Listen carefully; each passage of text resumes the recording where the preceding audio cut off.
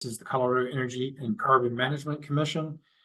We are continuing our docket on January 31st of 2024.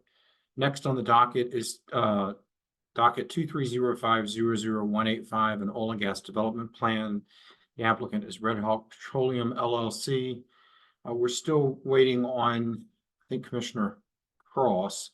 But while we're doing that, Ms. Jost, you're recognized, and if you want to elevate your witnesses, we can get them sworn in. Wonderful. Thank you, Chair.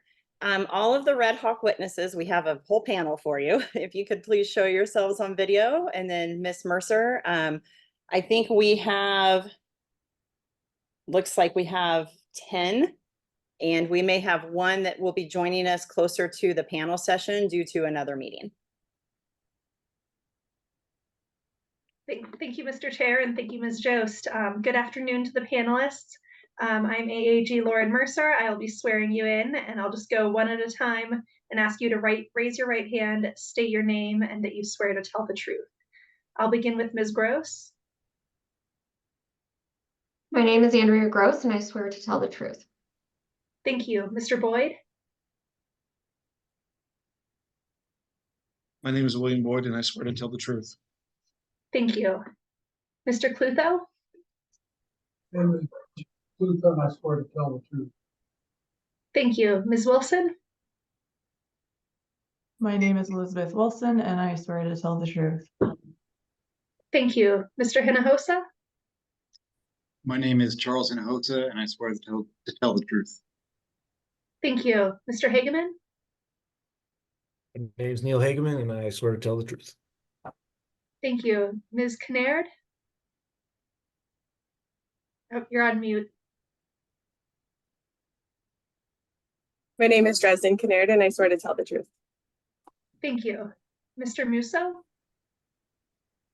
My name is Johnny Musso, and I swear to tell the truth. Thank you. And Mr. Lawrence. My name is Errol Lawrence. I swear to tell the truth. Thank you very much. And Ms. Jost, if you could just let us know when it comes panel time who the additional witness is, that would be great. Wonderful. Thank you, Ms. Mercer. And it would be Mr. Ken Cooper, just so we know when we're looking. Yep. Thank you. All right. And Ms. Jost, I understand that you and your clients desire to present first, and that perhaps we have CDPHE and CPW on an as-needed basis, as well as Weld County. Is that accurate? Yes, Chair, that's our understanding, and we would love to be able to present our presentation to you first as a response to the directives from the December 13th hearing. Very good.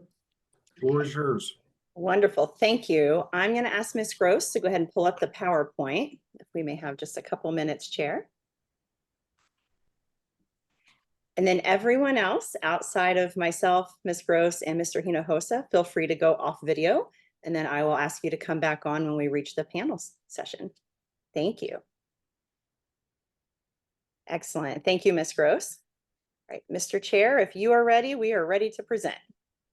Please go forward. Great. Thank you. Well, good afternoon, Chair, Commissioners, staff, and members of the public. My name is Jamie Jost, and I, along with my partner, Kelsey Wazelinski, represent Red Hawk Petroleum in this continued docket number 2305-00185. Before we dive into the presentation, Red Hawk has a few people that it would like to thank as they continue to work through the Roth 2-11 OGDP application in front of you again today. First, we'd like to take a moment to thank Director Murphy and the ECMC staff on working with Red Hawk on the logistics of supplementing additional Form 2A and 2B information to the commissioners and staff prior to this hearing. This guidance was extremely helpful and we believe makes for an efficient presentation today. Second, we would like to thank Ms. Tessa Sorensen at CDPHE for her thoughtful discussion regarding the Roth 2-11 oil and gas location and the December CDPHE BMPs with Red Hawk. Red Hawk and Ms. Sorensen engaged in a detailed conversation as directed by the commissioners at the December 13th hearing, and Ms. Sorensen progressed the discussions in a timely and professional manner with follow-up emails to the team. Third, Red Hawk would also like to thank Weld County for the continued engagement on this OGDP application and the continued recognition of Red Hawk's vested property right under the approved WOGLA permit for the Roth 2-11 oil and gas location. Fourth, Red Hawk would like to thank Mr. Brandon Merritt at Colorado Parks and Wildlife for the continued communications about the Roth 2-11 location. And then finally, Red Hawk would like to thank you, the commissioners, for the additional time, direction, and guidance on this OGDP application. Red Hawk took each and every one of your comments and directives into account and are excited to present additional information to you today about its development on the Roth 2-11 oil and gas location. As you may remember from our prior hearing, this is the first OGDP application that Red Hawk has taken through the 2021 Mission Change OGDP process. Through additional discussion with agency representatives, third parties, and Red Hawk's consultants, as well as additional analysis on the Form 2B and the proposed development, Red Hawk can admit that it has gained tremendous learnings through this process, which you'll see during the presentation today. At the December 13th hearing, the Commission provided Red Hawk with the following guidance and directives. Review the Form 2B air emission numbers and provide updated Form 2B air emission numbers with as much accuracy as possible.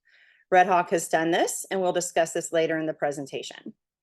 The second directive was to engage in a subsequent hearing consultation with CDPHE and to review the December CDPHE BMP table in light of the Roth 2-11 OGDP proposed development. Red Hawk has also done this, and we'll discuss the post-hearing CDPHE consultation in detail today.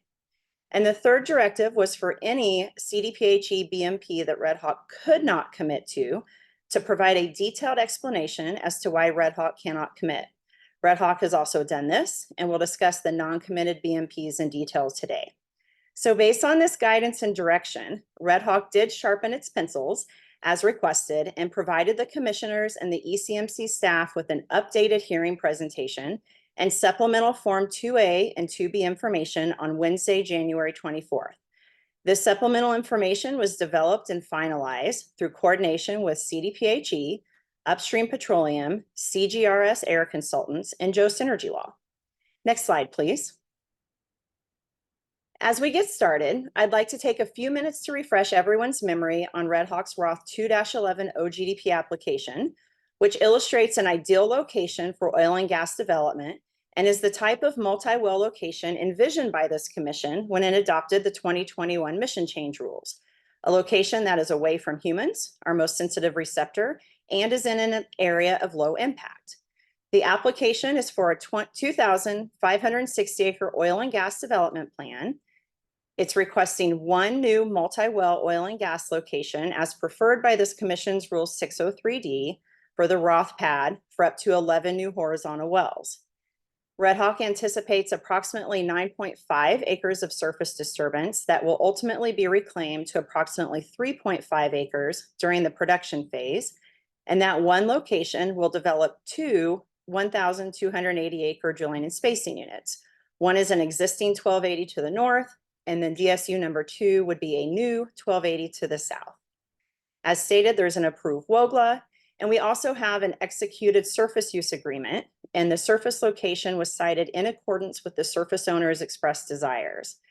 There's no residential building units within 2,000 feet of the Roth 2-11 working pad surface. There's no disproportionately impacted communities. There's no cumulatively impacted communities. There's no schools, childcare centers, DOAAs, public and surface water supplies within 1 mile of the pad, and there's no impacts to floodplains or wetlands. The only ALA criteria was within high priority habitat, and Red Hawk did consult with Colorado Parks and Wildlife 4 times prior to the filing of the OGDP application, and then a 5th during formal consultation. And Red Hawk voluntarily applied 5 best management practices for wildlife protections, which includes a significant 5-month timing stipulation from December 1st to April 30th. There were no public comments, and there were no petitions filed in opposition to the application. Next slide, please. So upon review of the record and the hearing transcript from the December 13th hearing, it's clear to Red Hawk that the primary open concern of the commissioners related to the Roth oil and gas location was that it was being proposed in an ozone non-attainment area, and that the commissioners desired more direct communication with CDPHE prior to making a determination on this site. The commission recognized and praised Red Hawk for its outreach with Colorado Parks and Wildlife and the applicable best management practices, including compliance with the 5-month timing stipulations. And several commissioners did acknowledge Red Hawk's compliance with the ECMC regulations. Red Hawk believes that the information provided today will further evidence Red Hawk's compliance with the ECMC regulations and also evidences that the Roth oil and gas location and associated BMPs minimize adverse impacts as required by the Oil and Gas Conservation Act, and that they're protective of public health, safety, welfare and environment, and wildlife resources. Next slide, please. So in order to address the commission's primary concern with the Roth oil and gas location first, we want to start with the CDPHE consultation background and the current status. Again, there are 0 RBUs within 2,000 feet of the Roth working pad surface, and there's no disproportionately impacted communities or cumulatively impacted communities. The Roth pad is within the ozone non-attainment area. However, it has an extremely low EnviroScreen score of 26.7. CDPHE provides that higher scores indicate higher burden. Therefore, this score of 26.7 indicates an extremely low burden on the surrounding area. The chronology with CDPHE is important to address because there were statements made during deliberations at the December 13th hearing that question whether Red Hawk actually conducted outreach to CDPHE. Red Hawk and its consultants believe this issue must be cleared up on the record to ensure the commissioners that the outreach did occur as Red Hawk testified at the December 13th hearing. First, Red Hawk initially contacted CDPHE on July 7th, 2023 for a pre-consultation request, which CDPHE respectfully declined because the Roth OGDP was not within 2,000 feet of a residential building unit and not in a disproportionately impacted community. CDPHE did send current best management practices spreadsheet to the ECMC and Red Hawk for review. The evidence of Red Hawk's initial email correspondence requesting consultation with CDPHE is included in the PowerPoint under the supplemental slides section for the record. CDPHE was then again contacted by ECMC staff on October 5th, 2023 upon passing completeness, and the CDPHE again respectfully declined a consultation while advising for utilization of low emission equipment whenever possible. A subsequent hearing consultation was requested by the commissioners on December 13th, and CDPHE, Ms. Tessin Sorensen, did provide best management practices for Red Hawk to review on December 14th. Red Hawk provided CDPHE with its completed BMP spreadsheet on December 22nd, and the subsequent hearing consultation meeting that included CDPHE, ECMC, Red Hawk's consultants, and Joe Synergy Law was held on December 22nd, 2023. No revisions were requested by CDPHE. Red Hawk agreed with the committed BMPs as listed on the January 4th spreadsheet provided by CDPHE, and then CDPHE submitted its consultation letter to the commission on January 10th. And that consultation letter did provide that CDPHE also appreciates Red Hawk's attentive and timely engagement during this process, and we have no additional recommendations at this time. So with that background, I would like to go ahead and turn the presentation over to Mr. Charles Hinojosa to discuss Red Hawk's commitment to the substantial amount of CDPHE BMPs proposed after the December 13th hearing, as well as to continue the presentation today. Thank you, Ms. Jost. And it's nice to see you again, commissioners. Start my portion of the presentation. I would again like to thank Ms. Sorensen, who worked with us on the CDPHE Best Management Practices Matters. Her understanding of oil and gas operations is expansive, and it was a pleasure to discuss operational details with her. As a result, Red Hawk has committed to 22 of the BMPs requested by CDPHE. While I will not read the entire list to you, I do want to point out several of the bolded BMPs on this slide. Red Hawk will use Tier 4 or equivalent engines, such as natural gas Tier 2 with battery assist or better for hydraulic fracturing. Red Hawk will use electric equipment and devices such as vapor recovery units to minimize combustion sources on site. Red Hawk will use pipelines to transport Water used for hydraulic fracturing to location. Red Hawk will have adequate and committed pipeline takeaway capacity for produced gas. Red Hawk will use OGP Group 3 drilling fluid. Red Hawk will use modular large volume storage tanks. And on forecasted high ozone days, Red Hawk will implement the following: eliminating the use of VOC paints and solvents, minimizing vehicle idling, and rescheduling non-essential operational activities. With the inclusion of the 22 listed BMPs on Red Hawk's Form 2A, Red Hawk believes that this furthers the protection of public health, safety, welfare, and environment, and wildlife resources, part of the Roth OGDP application. Slide, please. There are 6 BMPs on the CDPHE December table that do not apply to Red Hawk's oil and gas location per CDPHE. Red Hawk agrees with this, and these are noted on this slide. Slide, please. There are 16 BMPs on the December CDPHE table that Red Hawk cannot commit to due to variables outside of Red Hawk's control. These are noted on this slide. Per the commissioner guidance on December 13th, I will discuss the reasons why Red Hawk cannot commit to these 16 BMPs on the next slide. Next slide, please. For the CDPHE BMPs that Red Hawk was unable to commit to, the reasons are categorized into the following groups of response. For pipeline and tank-related BMPs, pipeline infrastructure is not available. We'll discuss the details of this in a future slide. And for flowback-related BMPs, a green flowback system will be used.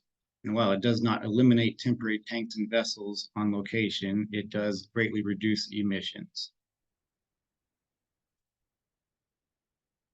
For the electric drilling rig related BMPs, electric drilling rigs are unavailable to Red Hawk. And again, we'll discuss the details of this more in a minute. And in addition to that, the utility company has stated it is unable to provide power demand requirements for electric drilling rigs, even if such a rig was available. For ozone-related BMPs, due to our wildlife timing stipulations, Red Hawk has agreed to, with the Colorado Parks and Wildlife, operations will have to be performed during high ozone days. The wildlife timing stipulations are December 1st through April 30th, and ozone season is May 1st through September 30th, leaving only October and November available for Red Hawk to conduct all construction, drilling, and completion operations, which is not reasonable and necessary when the above referenced best management practices are applied. And for general BMPs, regarding secondary containment, we will have secondary containment for the MLVT, but it will not be large enough to contain the full capacity of a sudden release of the full MLVT. Produced water will be used downhole when needed and possible, but Red Hawk's on-site usage demand will not be high enough to reuse all of the produced volumes. And regarding PFAS funding, the nearby fire district is fully funded, and Weld County has not requested that Red Hawk provide additional funds for non-PFAS funds. Next slide, please. Red Hawk believes that it will be helpful to provide the Commission with additional clarity on the pipeline takeaway matter. Produced gas will be transported via pipeline from the date of initial production. For produced oil, it will be trucked to Buckingham Terminal, which is approximately 10 miles away. However, the majority of this truck route to Buckingham Terminal is along the proposed haul route to the Roth 2-11 oil and gas location.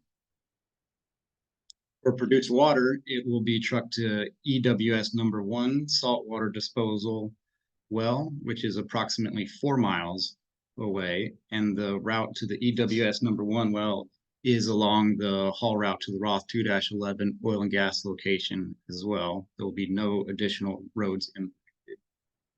for the produced water transportation. And since the December 13th, 2023 hearing, Red Hawk has engaged in further communication with Taproot. And as of the date of the hearing, pipeline infrastructure remains unavailable to Red Hawk. Next slide, please. Red Hawk also believes that it would be helpful to provide the commission with additional clarity on electrification matters. Regarding the request of an electric drilling rig, at the 12/13 hearing, Red Hawk confirmed that electric capacity is unavailable for the Roth 2-11 oil and gas location, and that Red Hawk is unable to secure an electric drilling rig and will use Tier 2 engines. Today, upon further confirmation from the electric provider after the December 13th hearing, electric infrastructure and capacity is still not available for use at the Roth 2-11 oil and gas location for drilling. Red Hawk confirmed that the available engines are Tier 2 engines with CDPHE, and CDPHE had no further recommendations. Regarding the electric completions fleet, at the 12/13 hearing, Red Hawk testified that it expected to have Tier 4 engines, but needed further confirmation. Today, Red Hawk can fully confirm that Tier 4 or natural gas engines will be utilized at Roth 2-11 oil and gas location. Red Hawk confirmed that the Tier 4 engines will be used for completions with CDPHE, and again, CDPHE had no further recommendations. For electrifying production operations, at the 12/13 hearing, Red Hawk confirmed that the Roth 2-11 pad will be electrified for production operations. Today, Red Hawk maintains that stance, and since the December 13th hearing, Red Hawk and Morgan County Rural Electric Association have reached agreement for construction and service to the location for powering the production operations phase. With that, I would like to turn the presentation over to Ms. Andrea Gross to describe the proposed modifications to the Form 2A and corresponding plans. Thank you, Mr. Hinojosa, and thank you, commissioners, for considering the information that we're providing today. I would like to start by saying that Red Hawk started their additional evaluation and analysis for the Roth 2-11 permits immediately after our hearing on December 13th. Since then, I have worked diligently and directly with Red Hawk, CDPHE, and their additional consultants to update and confirm the additional information requested by this commission. And like Red Hawk, I appreciate the guidance from this group. Should the commission approve this OGDP today, Red Hawk proposes the following modifications to the Form 2A and its associated plans. On the Form 2A, we propose an additional comment stating that due to a lack of infrastructure, Red Hawk will truck produced water and oil from the location. Two plans would be modified. The transportation plan will be modified to include a statement saying that oil loadout would also be trucked during that production phase description. The cumulative impacts plan would be modified to include an executive summary, which I'll go into further detail in a little bit, updated air emissions numbers, and a new section on traffic and roadway impacts. The executive summary is being proposed to be added to the cumulative impacts plan. The cumulative impacts plan would be proposed to be updated significantly to reflect all the work and consultation with CDPHE, including their BMPs and truck calculations. The executive summary, its purpose is to provide a high level of the important impacts, as well as the source and the responding minimization and mitigation efforts. Mr. Hinojosa has already touched on many of these mitigation measures because they came directly from the CDPHE consultation. We heard on the December 13th hearing that air resources, public health, and public welfare were of immediate concern to the commissioners. We've broken these up into three areas for air resources: vehicle emissions, dust emissions, and fugitive emissions. Red Hawk can can state that there will be a temporary increase in traffic during the drilling and completion phase, and it will result in approximately 30 trips per day. We also acknowledge that there will be traffic during the production phase, and it will result in approximately 5 trips per day due to the lack of pipelines in the area. However, Red Hawk does employ several best management practices that will reduce traffic in the area. That includes remote technologies that can be used to monitor well operations, reducing truck trips during the production phase. They are committed during high ozone days to minimize vehicle and engine idling and will reschedule all non-essential operations. As Mr. Hinojosa stated earlier, they will utilize an MLVT, which will reduce the need to truck water during the hydraulic fracturing operations. We also acknowledge that from this additional traffic, it could produce dust emissions. We have an entire dust mitigation plan with many best management practices that will be utilized to mitigate and minimize the dust emissions that can reduce the air quality. And finally, there will be fugitive emissions due to the from drilling and completion operations. Mr. Hinojosa has already touched on many of these.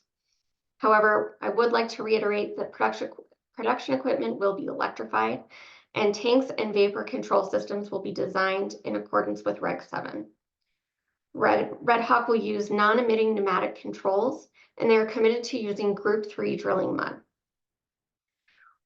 While the location is in the ozone non-attainment area, they were able to site this in a rural area in Weld County with the nearest residential building unit being greater than 1 mile away. Public health and public welfare, many of the impacts we've already discussed in the air emissions. There will be some net impact in the high priority habitat for pronghorn and mule deer during the severe winter range months. After interim reclamation, there will be a total of 5.2 acres. 3.5 of those acres are for the production pad, and 1.7 acres of that improvement will be for the improved road, which will cause habitat impact and fragmentation. The main BMP that Red Hawk will employ is its commitment to not conducting operations, including construction, drilling, and completions during the sensitive winter months from December 1st through April 30th. Red Hawk will also consolidate non-essential operations during the sensitive winter months to reduce unnecessary truck traffic to and from the location. With that, I'd like to turn it back over to Mr. Hinojosa, who will explain the modifications that we're proposing to the Form 2B. Thank you, Ms. Gross. Red Hawk has worked diligently with CGRS consultants, Elizabeth Wilson and Dresden Kennard, who are both with us today to review and update the original Form 2B air emissions numbers. The supplemental Form 2A and Form 2B information provided to the Commission and staff on January 24th, we provided a detailed spreadsheet that confirmed the air emissions numbers that would be modified on the Form 2B. There were a number of updates to the calculations, with one of the main items being that the original air emissions numbers were calculated using APCD state default emissions factors for produced liquids. The updated air emissions calculations instead utilize a representative sample from Red Hawk's closest production facility. The revised air emissions calculations also expanded the scope of considered operations per the request of the commissioners on December 13th. Based on our review, the updated Form 2B numbers provide a more detailed model of the expected air emissions for the site, rather than relying on the use of the state default numbers. And we found that these numbers are similar to other approved comparable oil and gas locations in the area. If it would be helpful during our panel, I can have Ms. Gross pull up the spreadsheet and we can describe the changes in numbers and the reasoning behind each.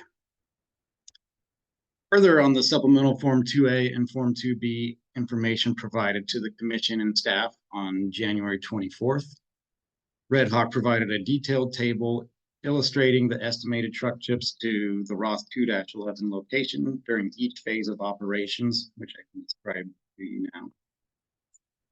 For the construction phase, there is estimated to be about 300 total trips, or about 10 trips per day equivalent. During drilling phase, there's estimated to be about 520 total truck trips, or about 17 trips per day. During the completions phase, there's estimated to be about 1,800 total truck trips, or about 45 trips per day. And during the production phase, there is estimated to be about 150 truck trips per month, or about 5 trips per day. Please.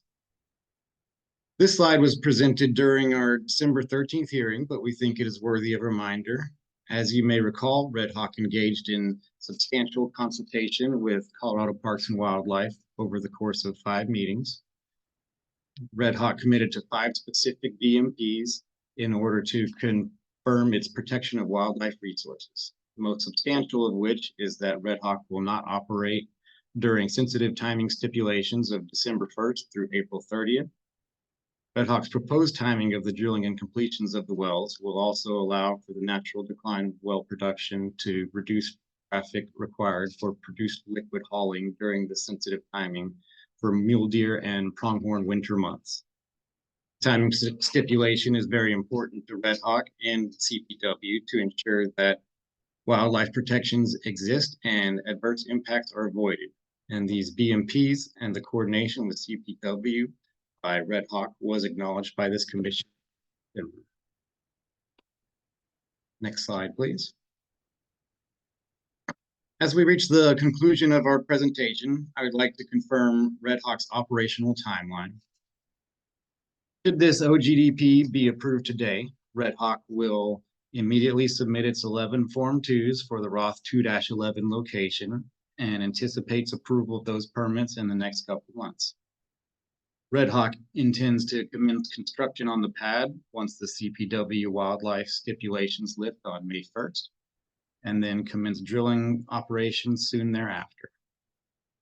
Red Hawk will commence completions operations soon after conclusion of the drilling operations and anticipates initial production in the 3rd quarter of 2024 before the CPW wildlife stipulations engage in December. As you can see, Red Hawk has a very tight window to develop the Roth 2-11 location due to the CPW wildlife stipulations. And once approved, we will be planning to move very quickly to meet the window. With that, I would like to turn it back over to Ms. Jost to close out our presentation. Well, thank you, Mr. Hinojosa. Commissioners, we've presented a substantial amount of updated information today, and we're grateful for your continued consideration of this application. To conclude, the proposed Roth 2-11 location is sited outside of human sensitive receptors and was only triggered by the HPH ALA criteria. And the wildlife resources are protected by CPW timing stipulations and the BMPs voluntarily applied by Red Hawk.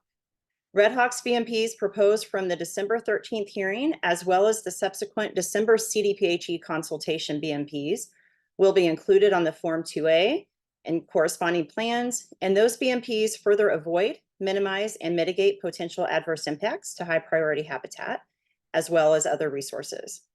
Again, there were no public comments or petitions filed in this matter.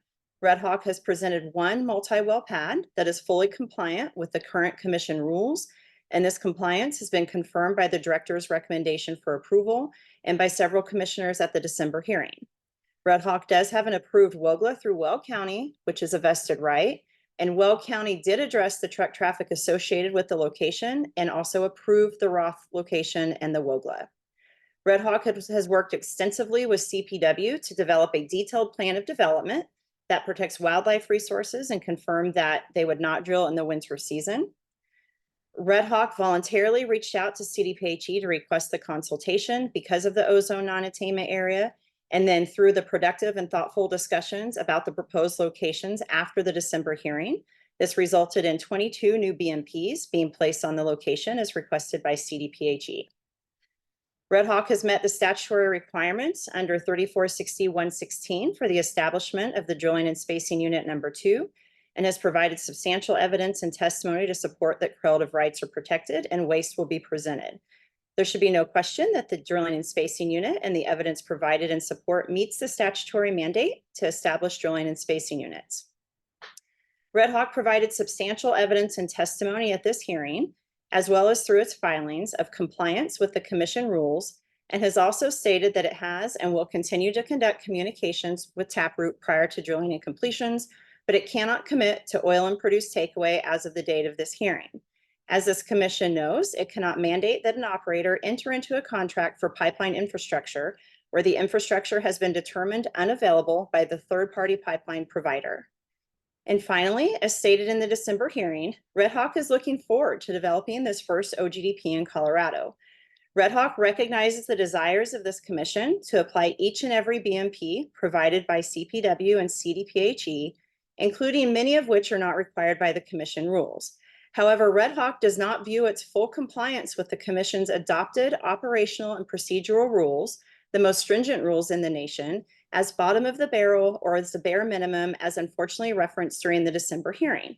Red Hawk views its full compliance with the commission rules as one of understanding the regulations, applying each regulations to its development plan, and where it can, applying those BMPs that are over and above the rules to its operations on the Roth 2-11 location, which Red Hawk has done and provided testimony on today.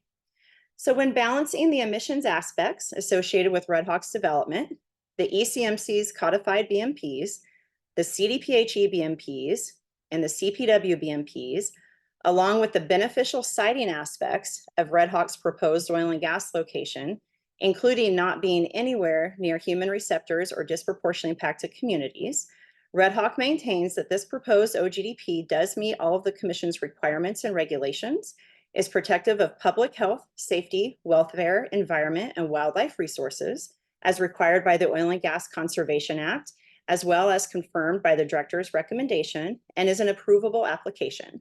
As such, Red Hawk requests approval of the approximate 2,560 acre OGDP for up to 12 new wells from one new multi-well oil and gas location, as well as approval of the Form 2A for the Roth 211 location with the DSU application request attached to the OGDP application.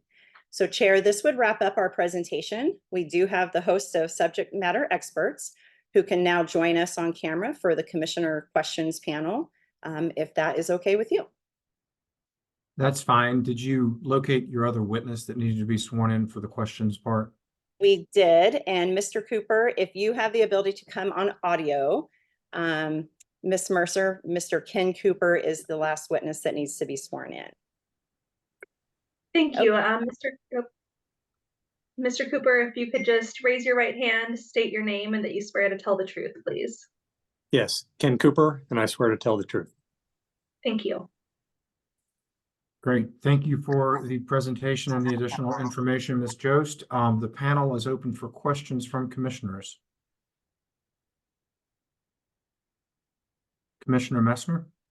Thank you, Mr. Chair. Appreciate the applicant's updated information that was provided, and I think the executive summary that was provided in the cumulative impacts plan section was a great improvement over what was initially provided.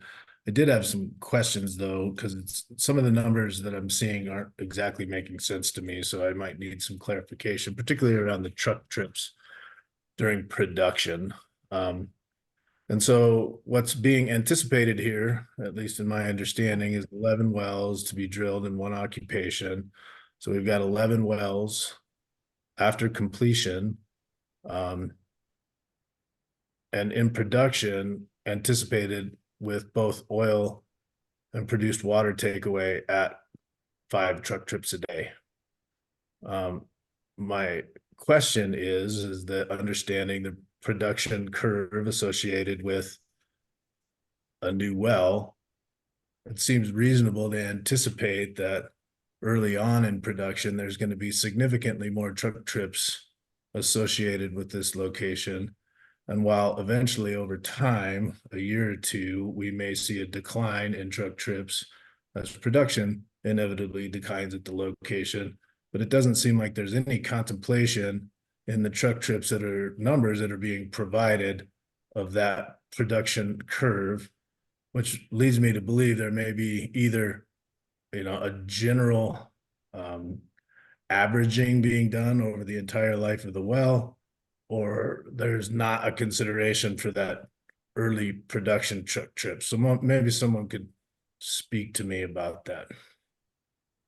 Yes, thank you, Commissioner. Mr. Hinojosa, would you like to take this? Yes, I can. Yes, the production phase is over the life of the well, which is, approximately 36 years. So our production phase does include averaging truck trips over the life of that. So maybe you can give us a better idea then in the first year of production, how many truck trips we can anticipate from this particular location as it relates to produced water and oil takeaway.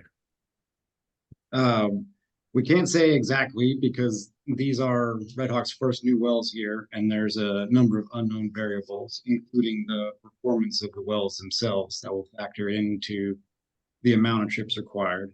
We do know that for the vast majority of the production phase of these wells, it's estimated that the truck trips per day should be even less than the 5 trips per day average that we're estimating and allocating in this. So not willing to give an estimate on the initial production, which I understand, but that ultimately becomes an important consideration as you look at the potential impacts associated with those truck trips and better understanding, particularly in a high priority habitat, what anticipated truck trips could look like during the winter timing stipulations, as that's certainly a consideration in avoiding, minimizing, and mitigating potential impacts associated with that high priority habitat. My experience, and I think experience of some reservoir engineers within ECMC, would indicate that the numbers that are being proposed are abnormally low. I would say it's not that we're not willing to share. We just don't know a true estimate at this point. Again, these are our first wells in the area. We are, we can't determine what the well production is going to be until. Okay, thank you. Other questions from commissioners? Commissioner Ackerman? Thank you, Mr. Chair. Going down along that same line, I'm not sure I understood on the truck trips as well, so I have some follow-up questions. And when you're talking about 5 per day on average, given that I understand and agree with Commissioner Messner's point, is that including oil, including gas, or including produced water and any maintenance truck trips that are necessary? Or can you kind of further encapsulate what's included in that truck trip? And is it all encompassing of the trucks that are expected to visit that pad daily during production? That would be encompassing of oil and water hauling and the occasional maintenance type work at the well site and pumper trips. Thank you. And we're talking seven days a week. Again, I understand the average, but that's essentially the intent. Yes, sir. Thank you. We also had a discussion about piping oil and produced water. The initial application materials talked about the potential for maybe piping oil and or produced water. And we've had some further discussion about that today. And what I gathered is that it remains unavailable, I think is what it was stated. And can you further explain that? Does that mean that such infrastructure does not and will not exist in the area? Or does it exist, but there's no capacity? Or does it exist, but it's unavailable under the terms demanded? Can you talk a little bit more about what those options look like and outside of just being unavailable? Yes. The nearest pipeline tie-in point is about 2.5 miles away from us. It is currently unavailable to us as of the date of this hearing. We are in confidential contract discussions to gain access to that pipeline. But as of the date of this hearing, again, pipeline takeaway for oil and water is unavailable. Thank you, and I understand that you're stating it's unavailable. Can you, are you able to elaborate any more on what that means? I understand that you're saying as of right now, you do not have an agreement to do that. Once again, it's 2.5 miles away. Is it unavailable because it's full, because the terms can't be agreed upon? Can you elaborate any further? Again, it's confidential contract discussions, but I can say that there are various contractual terms that are causing it to be unavailable. And Thank you. Commissioner, if I may, I can jump in here too. So I think one of your questions was, does it exist or does it not exist? That infrastructure does not exist at this point in time. So even though it's, you know, a tie-in is 2.5 miles away, there is actually no existing pipeline infrastructure that could get to the location as of now. And so it does come down to various contractual terms with Taproot, but Taproot has said at this point in time, we don't have, you know, we don't have a contract and we don't have the availability at this point in time. So it doesn't exist. I just wanted to make sure that was clear. Thank you, Ms. Jost. That's helpful. One clarification there. When you say it doesn't exist, but the tie-in is 2.5 miles away, are you saying that the portion between the site and the tie-in doesn't exist? Or are you saying that the point 2.5 miles away does not currently exist? The tie-in piece from 2.5 miles to the Roth location does not exist. That Gotcha. would to go through Taproot's process of obtaining pipelines right of way, which at this point in time, they have not committed to doing on behalf of Red Hawk. Understand, thank you. But as far as the infrastructure 2.5 miles away, that is existing infrastructure that would require the tie-in. Thanks. That's very helpful. You know, we had some significant discussion a couple of weeks ago about a similar OGDP with a pad in the center of a section of Pronghorn HPH. You may or may not have had an opportunity to listen to that. Red Hawk has stated a western pad near the county road is more likely to intercept existing and underground flow lines.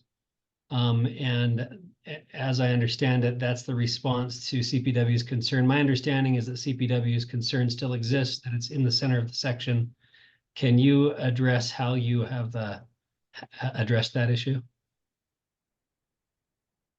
Yeah, thank you, Commissioner. Ms. Gross, I don't know if you would like to handle this one with respect to the ALA, the location, as well as the surface owner desires.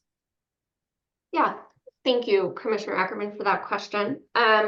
It was brought up with CPW at the on-site and the several consultations that they prefer locations to not be in the center of location, and that they asked us to look at the viability or availability of a location closer to the county road. In discussions with Red Hawk, they had many discussions with the surface owner. The location that we're proposing now is per the surface owner's request. There were other areas where they believed that this location in the center would be the best mechanically as well. But the main factor was the surface owner directed Red Hawk as to where he wanted that location.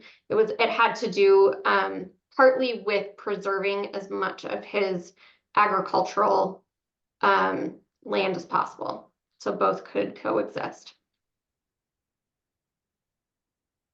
Thank you, Ms. Gross. I appreciate that response. And Mr. Chair, it might not be appropriate now, but I think it might be appropriate at some point to elevate CPW and ask them a couple of questions as well once we're done with operator questions, if you're amenable to that. Yeah, that's fine.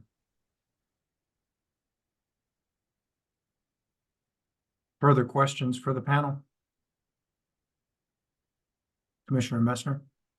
Thank you, Mr. Chair. I just had one follow-up on that one because I'm trying to better understand. I mean, I understand Ms. Gross's testimony provided here today, but as I read the narrative associated with the alternative location analysis, it didn't appear that in many of the locations that were being contemplated that that the landowner had any objection with the other alternatives that were being considered. And fact, there are sections in the summary that kind of would indicate like any other consideration for subject oil and gas locations or conditions or factors that make the oil and gas location unavailable, where any mention or discussion of landowner doesn't seem to be identified. And so is this new information that's coming up? I'll take that question. No, and perhaps I should have better explained myself. Mr. Moret asked us specifically to look at a location closer to the county road. The location in our ALA that is closer to the county road is on the same surface that this proposed location is on. And so when I say that specific alternative location closer to the county road within the same section, that was unavailable because the surface owner specifically directed Red Hawk as to where he wanted it. In addition to the other reasons that were mostly mechanical that we had in our ALA. But I do agree, our other locations that were proposed in the ALA, we didn't bring up surface owner issues there because they don't have SUAs for other locations, but the one closest to the county road is unique in that there is an SUA in that section, and the current proposed location and that alternative location is on the same parcel. And so negotiations and discussions were had with that surface owner on all potential areas in his parcel that could be open or available to an oil and gas location. Okay, and I wonder if you would just talk a little bit about because there was a little lack of detail in the alternative location analysis. And so I'm trying to better understand, well, I understand there's some technical challenges associated with alternative location one. The advantages, at least from a wildlife standpoint, is that it does lie outside of the high priority habitat area. And I'm trying to understand how that conversation went with CPW as it relates to possible locations that are outside the high priority habitat areas. It appears that this section is in at the border of high priority habitat. And so I understand the technical feasibility aspects of that, but were there other considerations for this particular site? May I take that question, please, Commissioner Master? Thank you for that question. So the location of alternative location number one is in that southwest corner of section 36, just to refresh everyone's memory. And it's because we're trying to engage in the single pad for the 11 wells. It sits 5 miles from the furthest extent of drilling the southwesternmost well and the southwestern extent of that pad. So it's not even, it was included in the consideration because it was the only proximate location we could determine to be outside of high priority habitat. However, it's not technically infeasible as far as we're aware to drill that 5 mile distance is possible. So to utilize alternative location number one would incur multiple locations rather than a single location. So our location was chosen over alternative location number one because it provides for the opportunity for the development of the full 2,560 acre area with the construction of a single. Yeah, I understand that. Were there other locations outside of the high priority habitat, as this appears to be relatively close to the border, that were considered? Commissioner Mester, unfortunately, no. This, if you start to move in the northeastern direction of the high priority habitat mapping, this is the closest place that we could identify that would be outside of the habitat. And if you move to the west or the northwest or the south, it's a large enough area that there's nothing even remotely proximate that would offer the upper. Yeah. Thank you. Thank you. Further questions for the panel? Commissioner Cross? I just wanted to ask one quick question. I believe on the last slide there, as it was talking about the timeline for interim reclamation, it then said Q4 of 2025. And I just wanted to confirm whether that was also supposed to be 2024. I can answer that.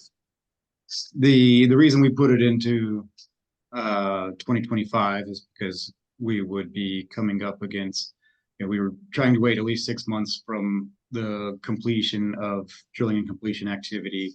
And then that puts us into the winter habitat timing window. And then immediately following, you have the ozone window. So we wanted to kind of push to get beyond the following ozone. Okay, so potentially Q3 of 2025, Q4 of 2025 to avoid timing steps and the ozone season. Yes, sir. Further questions? All right, Commissioner Ackerman, did you want to bring CPW to the panel? I took a look at the panel at the folks attending. I did not see Mr. Moret. Looks like he's been elevated, Mr. Chair, so he's on his Oh, way. good. All right, he's on his way. Powers of technology. Mr. Moret, I think that Commissioner Ackerman may have a question or two for you. Great. Thanks, Chair Robbins. Ackerman. Thank you, Mr. Moret. And if you had an opportunity to be listening to this hearing so far? I have, yes. Even though I did not attend the previous hearing, I have been paying attention to the hearing today. Yes. Thank you so much.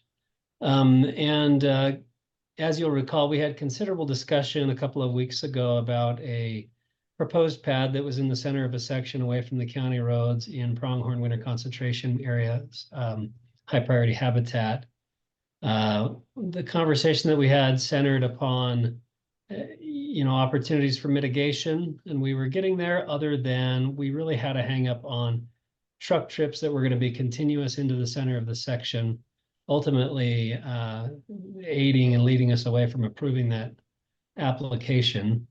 I know that CPW raised a concern about this being in the center of a section. I don't see how that's been addressed. And so given that conversation and given the confirmation that we just heard that it won't be possible, or is not currently possible, I should say more accurately, to pipe oil or produced water, can you talk to us about whether or not you feel CPW's concern about building in the center of a pronghorn HPH mapped section has been appropriately addressed by this OGDP?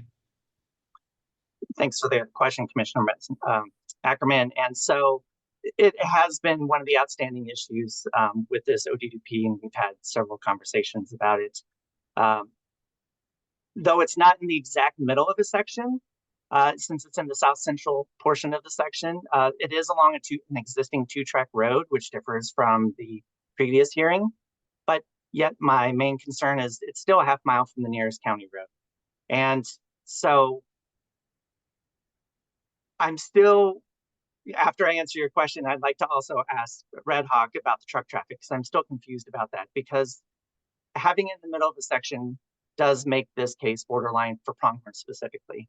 And, landowner concerns were brought up earlier, and obviously CPW maintains strong relationships with landowners, but with me focusing primarily only on pronghorn here, especially in the winter months, it is a remaining concern. And, looking at the other locations, while they're not necessarily being considered today, it's CPW's view that they are more protected than this location. Thanks, Mr. Moret. That's all I have, Mr. Chair. Thanks. Further questions for the panel or Mr. Moret? Mr. Chair, do you mind if I ask Red Hawk my traffic Go question? for it. Yeah. Okay. And then if after they answer, I have a prepared statement with some background on pronghorn, if the commission allows. Sure. So I appreciate you answering some of the questions, Red Hawk and Andrea, Ms. Gross.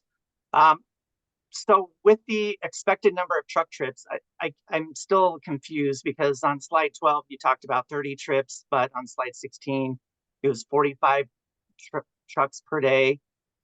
Which is the correct answer as far as, once it's producing?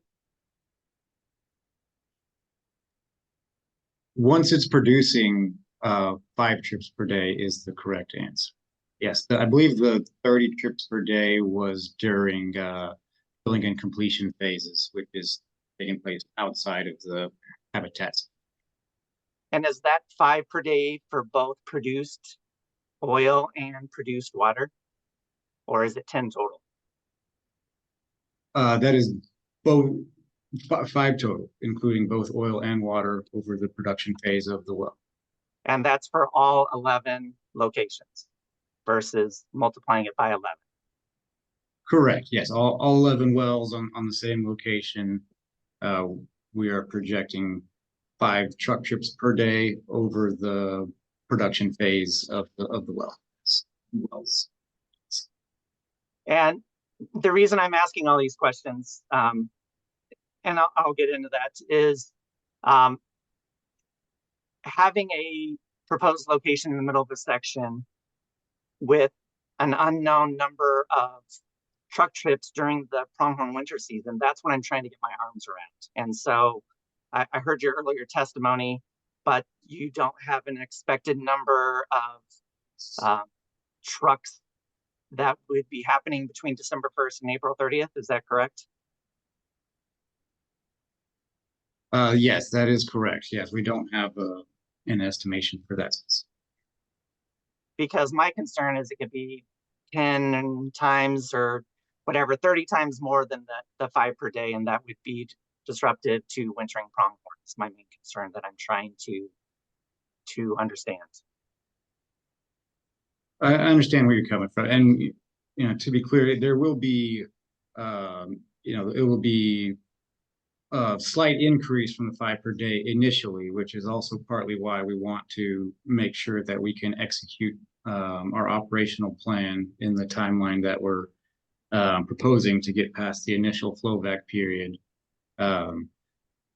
But going forward over the production phase life of the wells, we're projecting 5 trips per day, which, quite frankly, is going to be high over the production phase of the well. It should be significantly less than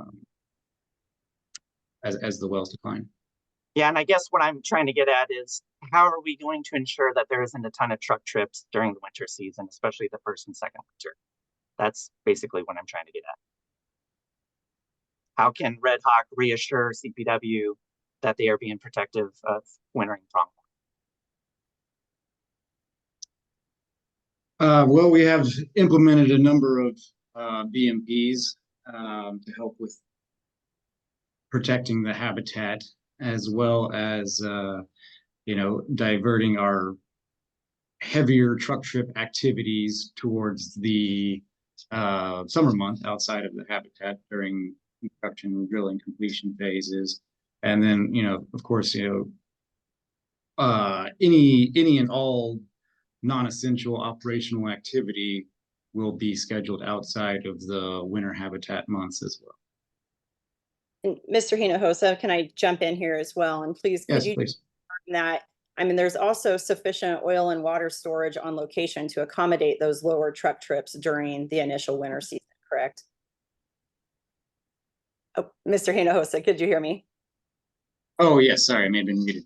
Yeah, no, that's okay. I just wanted to make sure that, from Mr. Moret's questioning, that, there's also a confirmation that there is sufficient oil and water storage on location to accommodate those lower truck trips during the winter concentration season, correct? Yes. Thank you, Ms. Jost. But I think along those lines, again, since there's an unknown amount of production or storage, how can we get to a place where it's being protected for wildlife? As far as the size of the storage and all that, I'm trying to get to some reassurance that that there isn't 50, 100 truck trips per day. Mr. Hinojosa? Yeah, no, that's a significant magnitude higher than anything we would expect to see. If we do get to that level, then it's a very good well. It's unlikely to reach that. Thank you. I had some other comments, but Commissioner Messner, did you want to chime in on this before I gave a little bit of pronghorn biology?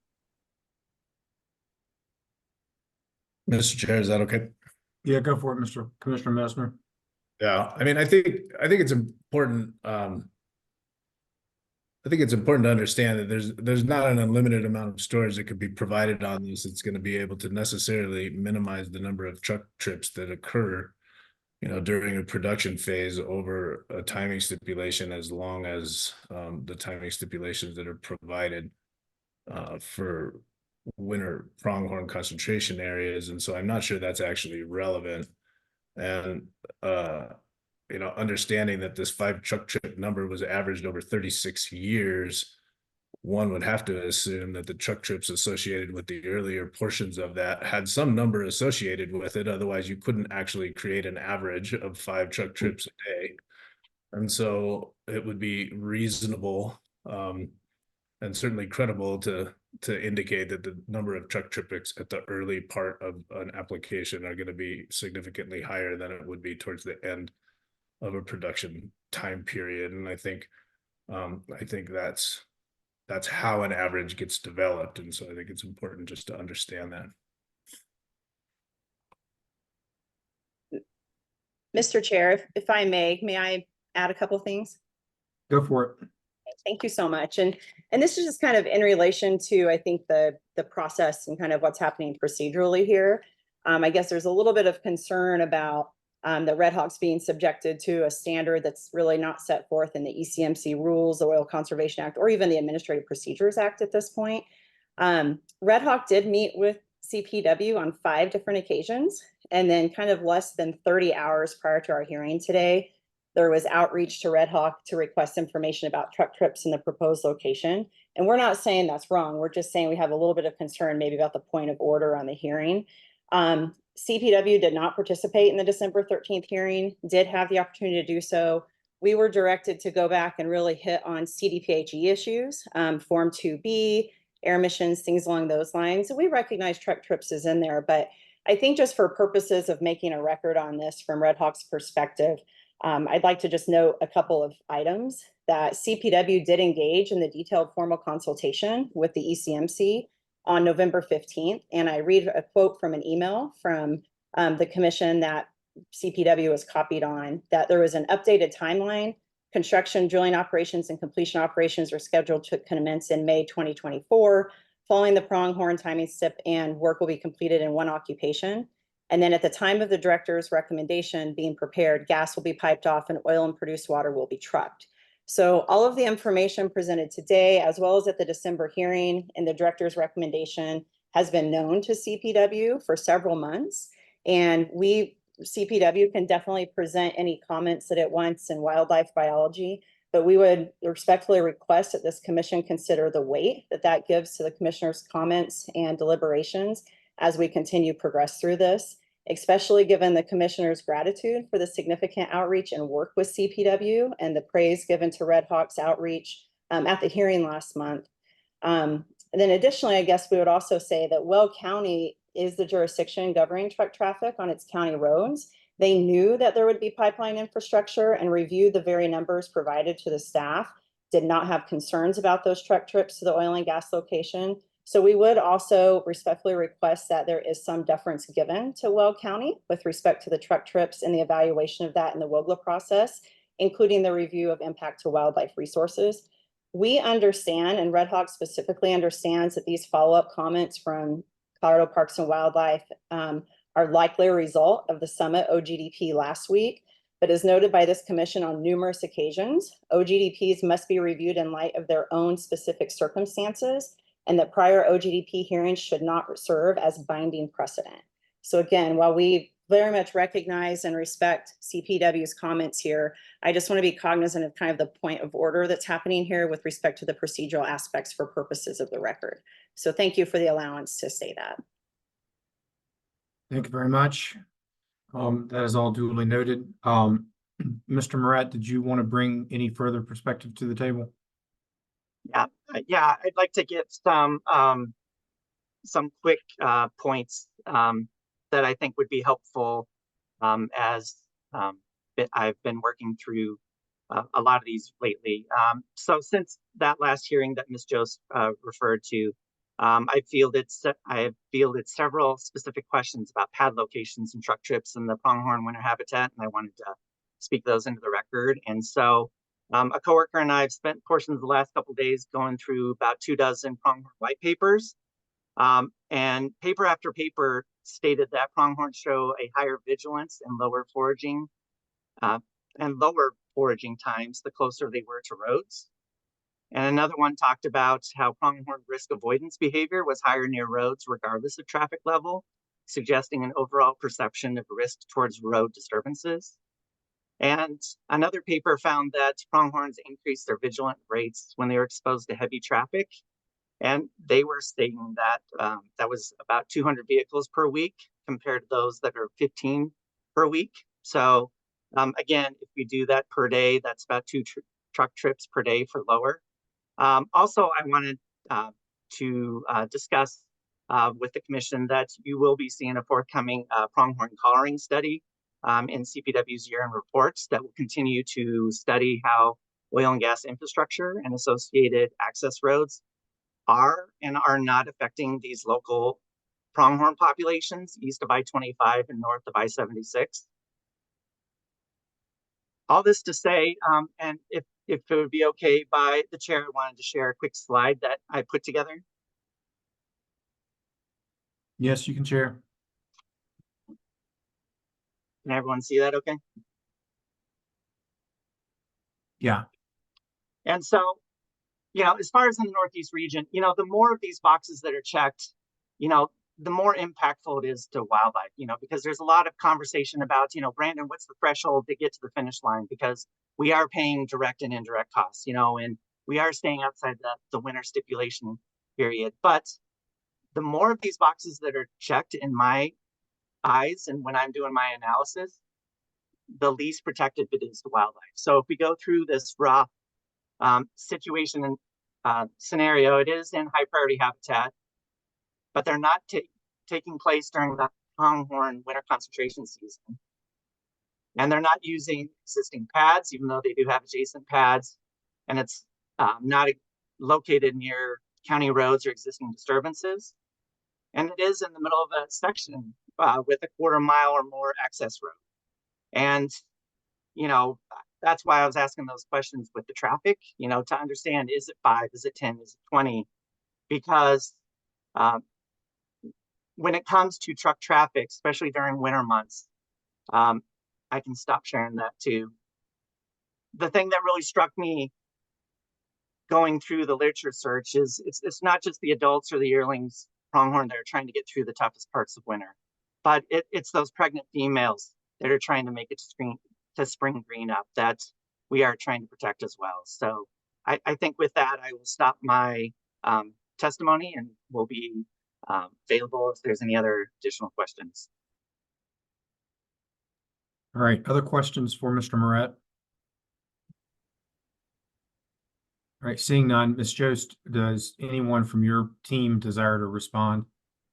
Thank you, Chair. I just have a quick response. I guess first off, for the record, this is the first time we've seen anything like this from CPW throughout the course of the 5 times meeting with them, as well as the discussions yesterday on this. So, you know, I'm going to respectfully request that the commission weigh these in balance. This is brand new. I'm not even call it testimony, comments, I guess I would say. I think this looks to be a new standard from HPH, from CPW that's being set. I don't think an individual OGDP is the place to set that. So I would just make that comment on the record. Other than that, I think, Mr. Moret, thank you for your comments. We always appreciate communicating with you, and I think you can understand our respectful comments back as well. You know, with that, unless there's anything else from the Red Hawk team, I think that we may be good. Charles, I'm sorry, I'm going to look to you as I can on screen if there's anything else you wanted to add, but I think we might be good. Yeah, I did some quick napkin math, and you know, it looks like, you know, approximately estimation of about 10 truck trips per day early on, but declining from there. And Mr. Hinojosa, just real quick on that, my understanding is that the decline will occur fairly quickly.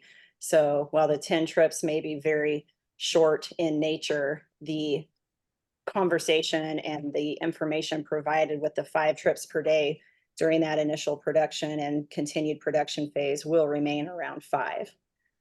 after the initial drop from the napkin math of 10. Correct. Yeah, if anything, 5 is going to be high for, you know, the vast majority of this. Great, and thank you. And again, just for purposes of clarification, commissioners and Mr. Hinojosa, please tell me if I'm stating this wrong, but that's 5 total from the total wells. That is not 5 times 11, 55. That is 5 during the production phase. So just for purposes of clarification. Thank you, Chair. Thank you. All right, seeing no further, Mr. Moret, just ever so slightly, I'm trying to close this one out. Yeah, I'll be brief. Sorry. And I just want to quickly respond to Ms. Jost's point that even though that slide was recently developed, those are points that we discussed during on-sites. And that's all I wanted to say. It's just in a formalized context. Those are points that we have had those discussions over the 5 consultations. So that was it. With this operator particularly? Yes. Ms. Jost, any response?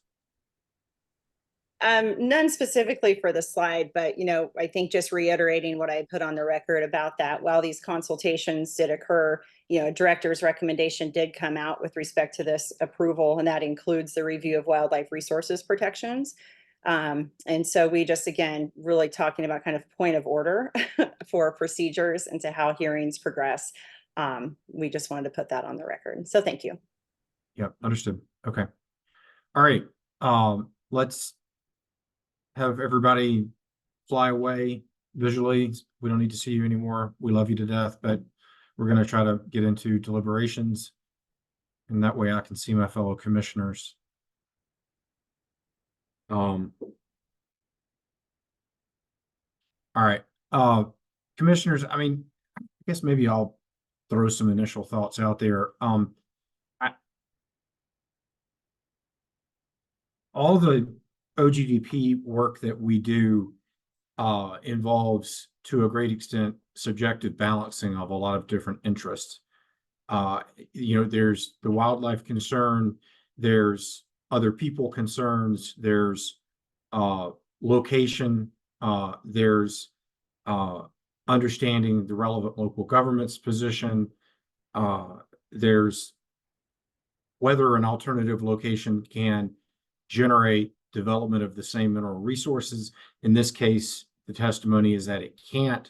And then we'd have to have 2 pads, 2 service disturbances, 2 sets of trucks coming from 2 different places, even though one would not necessarily be in high priority habitat. But again, as I look at it, there is a balancing of all those interests. I do not believe that we have created via another oil and gas permit review a new rule that says that if a pad is located in the center of high priority habitat, it shall always be denied. I believe if we want to do that, we can, but I think we need to have a rulemaking on that. So I tend to agree on that point. I also, and just expressing some frustration for what is obviously not easy. None of our work is easy, and maybe I'm just tired. It's been a long day, but I am not happy with these issues coming up sort of in the 9th hour. I would rather these issues come up through our process. We created a vigorous, robust process that also includes CPW to be very involved, and I think we do a really good job with it. But just generally, if these are significant issues, they should be significant issues from the outset. At the same time, I think the operators in the world need to be cognizant of the fact that truck traffic and high priority habitat are an issue, and they need to come in with all of that information. I don't like back of the napkin math at a hearing, at the second hearing on this. I would rather that be developed early on so that we're not ending up in a place where we're trying to do what is admittedly already a tough job of balancing a lot of subjective concerns. That's just making it tougher. I believe that on whole, this project is approvable. I don't know that I've got a scenario, at least in this commissioner's mind, where they've not tried to follow through our 900 series rules around avoiding and then minimizing and mitigating. This is the only location from what I can tell from the record. So those are just some initial thoughts on what is admittedly become something that's more difficult than it ought to be. I think we ought to be, I agree with Ms. Jost, looking at this stuff sequentially. Others with thoughts? Commissioner Messner? Mr. Chair, I got a number of thoughts, but I also will defer to Commissioner Ackerman as the wildlife expert before I provide my thoughts. If Commissioner Ackerman? Yeah, I'd be happy to. Thank you. I zoomed my camera, so my raised hand was off screen. I got to get used to being closer to the screen. Mr. Chair, your point on subjective balancing is something I've been thinking a lot with regard to this OGDP. I think it is significant, a significant part of this discussion. I appreciate the way that Ms. Jost articulated it. I do think we did focus pretty significantly on numerous other concerns associated with CDPHE and what we perceive to be deficiencies with regard to the original application. We didn't necessarily say that wildlife is not a concern and we're good to go, but we did not focus on that in the original hearing. We did recognize that CPW had an unresolved concern that it had raised about placement of this pad in the center of the section. At that point, to the best of my recollection, it was explained that the concern was that there was potential intersection of other infrastructure, pipelines and flow lines. Today, we also heard there's potentially increased technical difficulties, and we also heard today that the landowner preference may be driving placement of the pad. I don't feel like the placement of the pad issue itself has been materially addressed by Red Hawk. It's still half a mile from the nearest county road. It's important to recognize that, as was stated a couple of times here today, that HPH was the only triggering factor for ALA. And so to me, the alternative location analysis should be focused on wildlife since it was the only triggering factor. And again, the significant concern raised by CPW was not material addressed so far as I can tell. I think it's important to think about if a project includes some protections for wildlife, at what state does it become protective of wildlife, right? We have BMPs here. We have a commitment to operate material outside of the pronghorn sensitive winter season timing limitations. We also have a two-track very near where this pad is being proposed. We don't know how much traffic that two-track gets. There are some two-tracks on the Eastern Plains with significant traffic. There are some that get almost no traffic. It's very difficult to understand what the traffic might be there. So it might be materially impactful and it might not be. I do think it's important, as we've stated before, to remind us that Senate Bill 181 specifically removed the exception for technical feasibility from the statute, and that technical feasibility issues aren't an acceptable reason to override important CPW habitat concerns.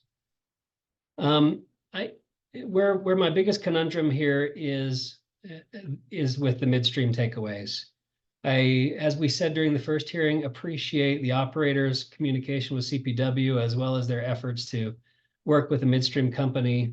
We were able to get a little more information today, but admittedly not a lot. And I understand that there might be some things that are privileged that the operator was being careful not to talk about during this time period, but it was left a little ambiguous as to when and how that might ultimately be available if they're making headway towards midstream, which honestly makes a big difference with regard to wildlife if we're talking about removing the truck trips to the pad in the center of the section.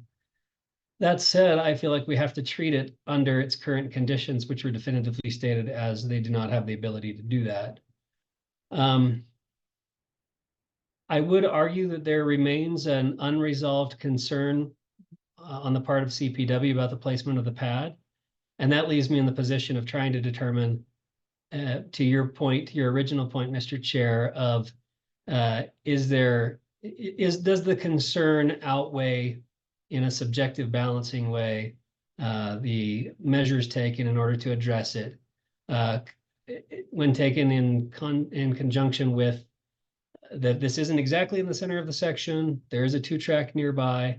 It's not as clear cut, in my opinion, of a situation where you're placing something in absolutely undisturbed high priority wildlife habitat for pronghorn. I would really be interested and my concerns allayed quite a bit if we could get a significant commitment or some further knowledge on the midstream connection or potential thereof. And that said, Mr. Chair, I'm on the fence. I'm on the fence. It's a difficult one. I wanted to kind of finish these rambling deliberative comments with, I am very sensitive to point of order. I do think that's a valid point that's been raised here. I don't feel that during the initial hearing, we raised the level of concern about the wildlife habitat that we have raised at this hearing. And that's definitely part of my decision-making process. I'm muted. Commissioner Messner had raised his hand earlier. Commissioner McGowan has her hand raised. Y'all want to flip for it, or does someone want to cede? Go ahead, Commissioner McGowan.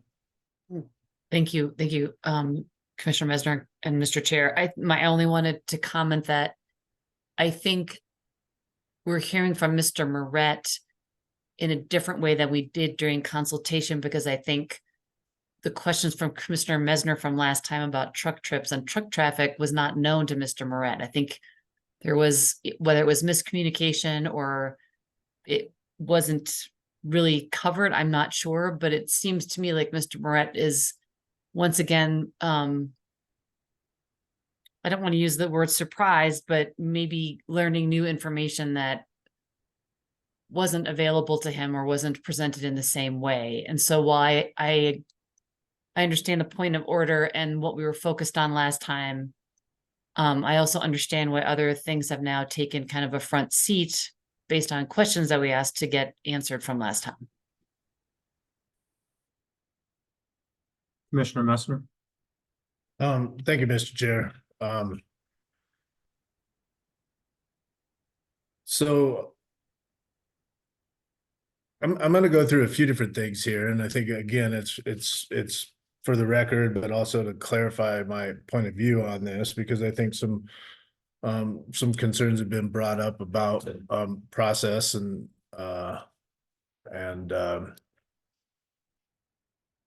whether or not additional information can be requested or determined or utilized by the commission in their decision making and timing of when items are brought up for discussion at the commission level. And so I think it's important to talk about that a little bit.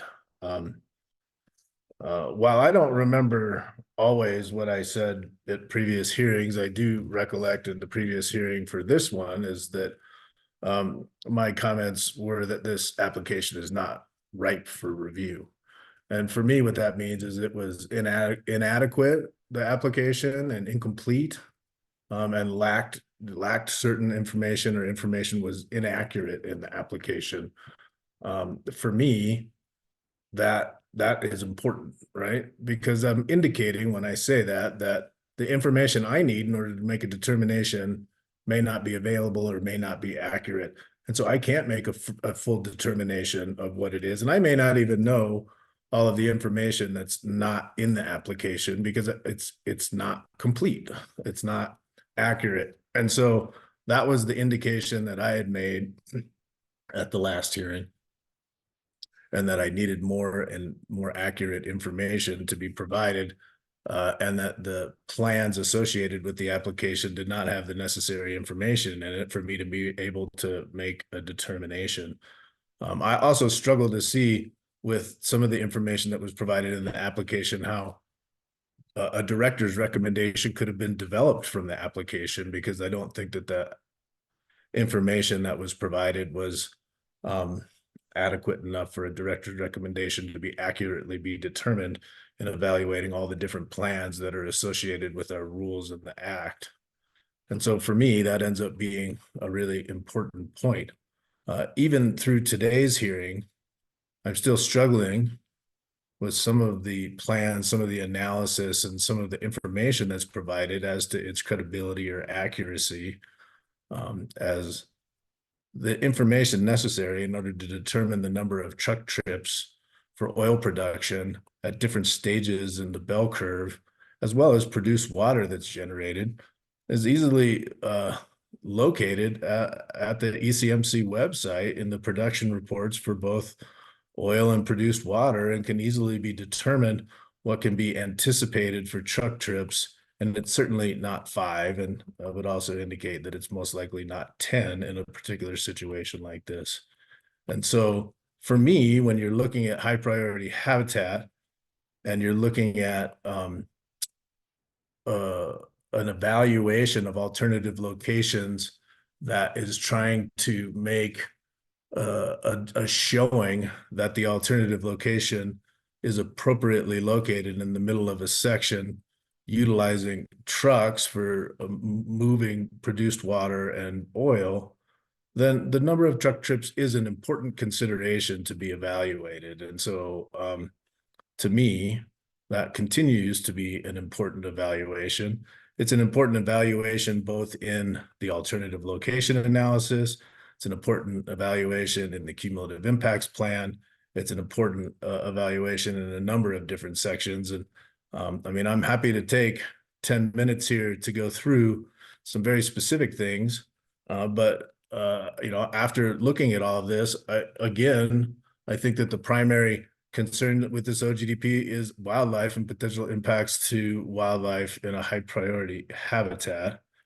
You know, I think, as Ms. Jost indicated, the review of this does lie partially within CRS 3460-103 5.5 and the application of the mitigation hierarchy.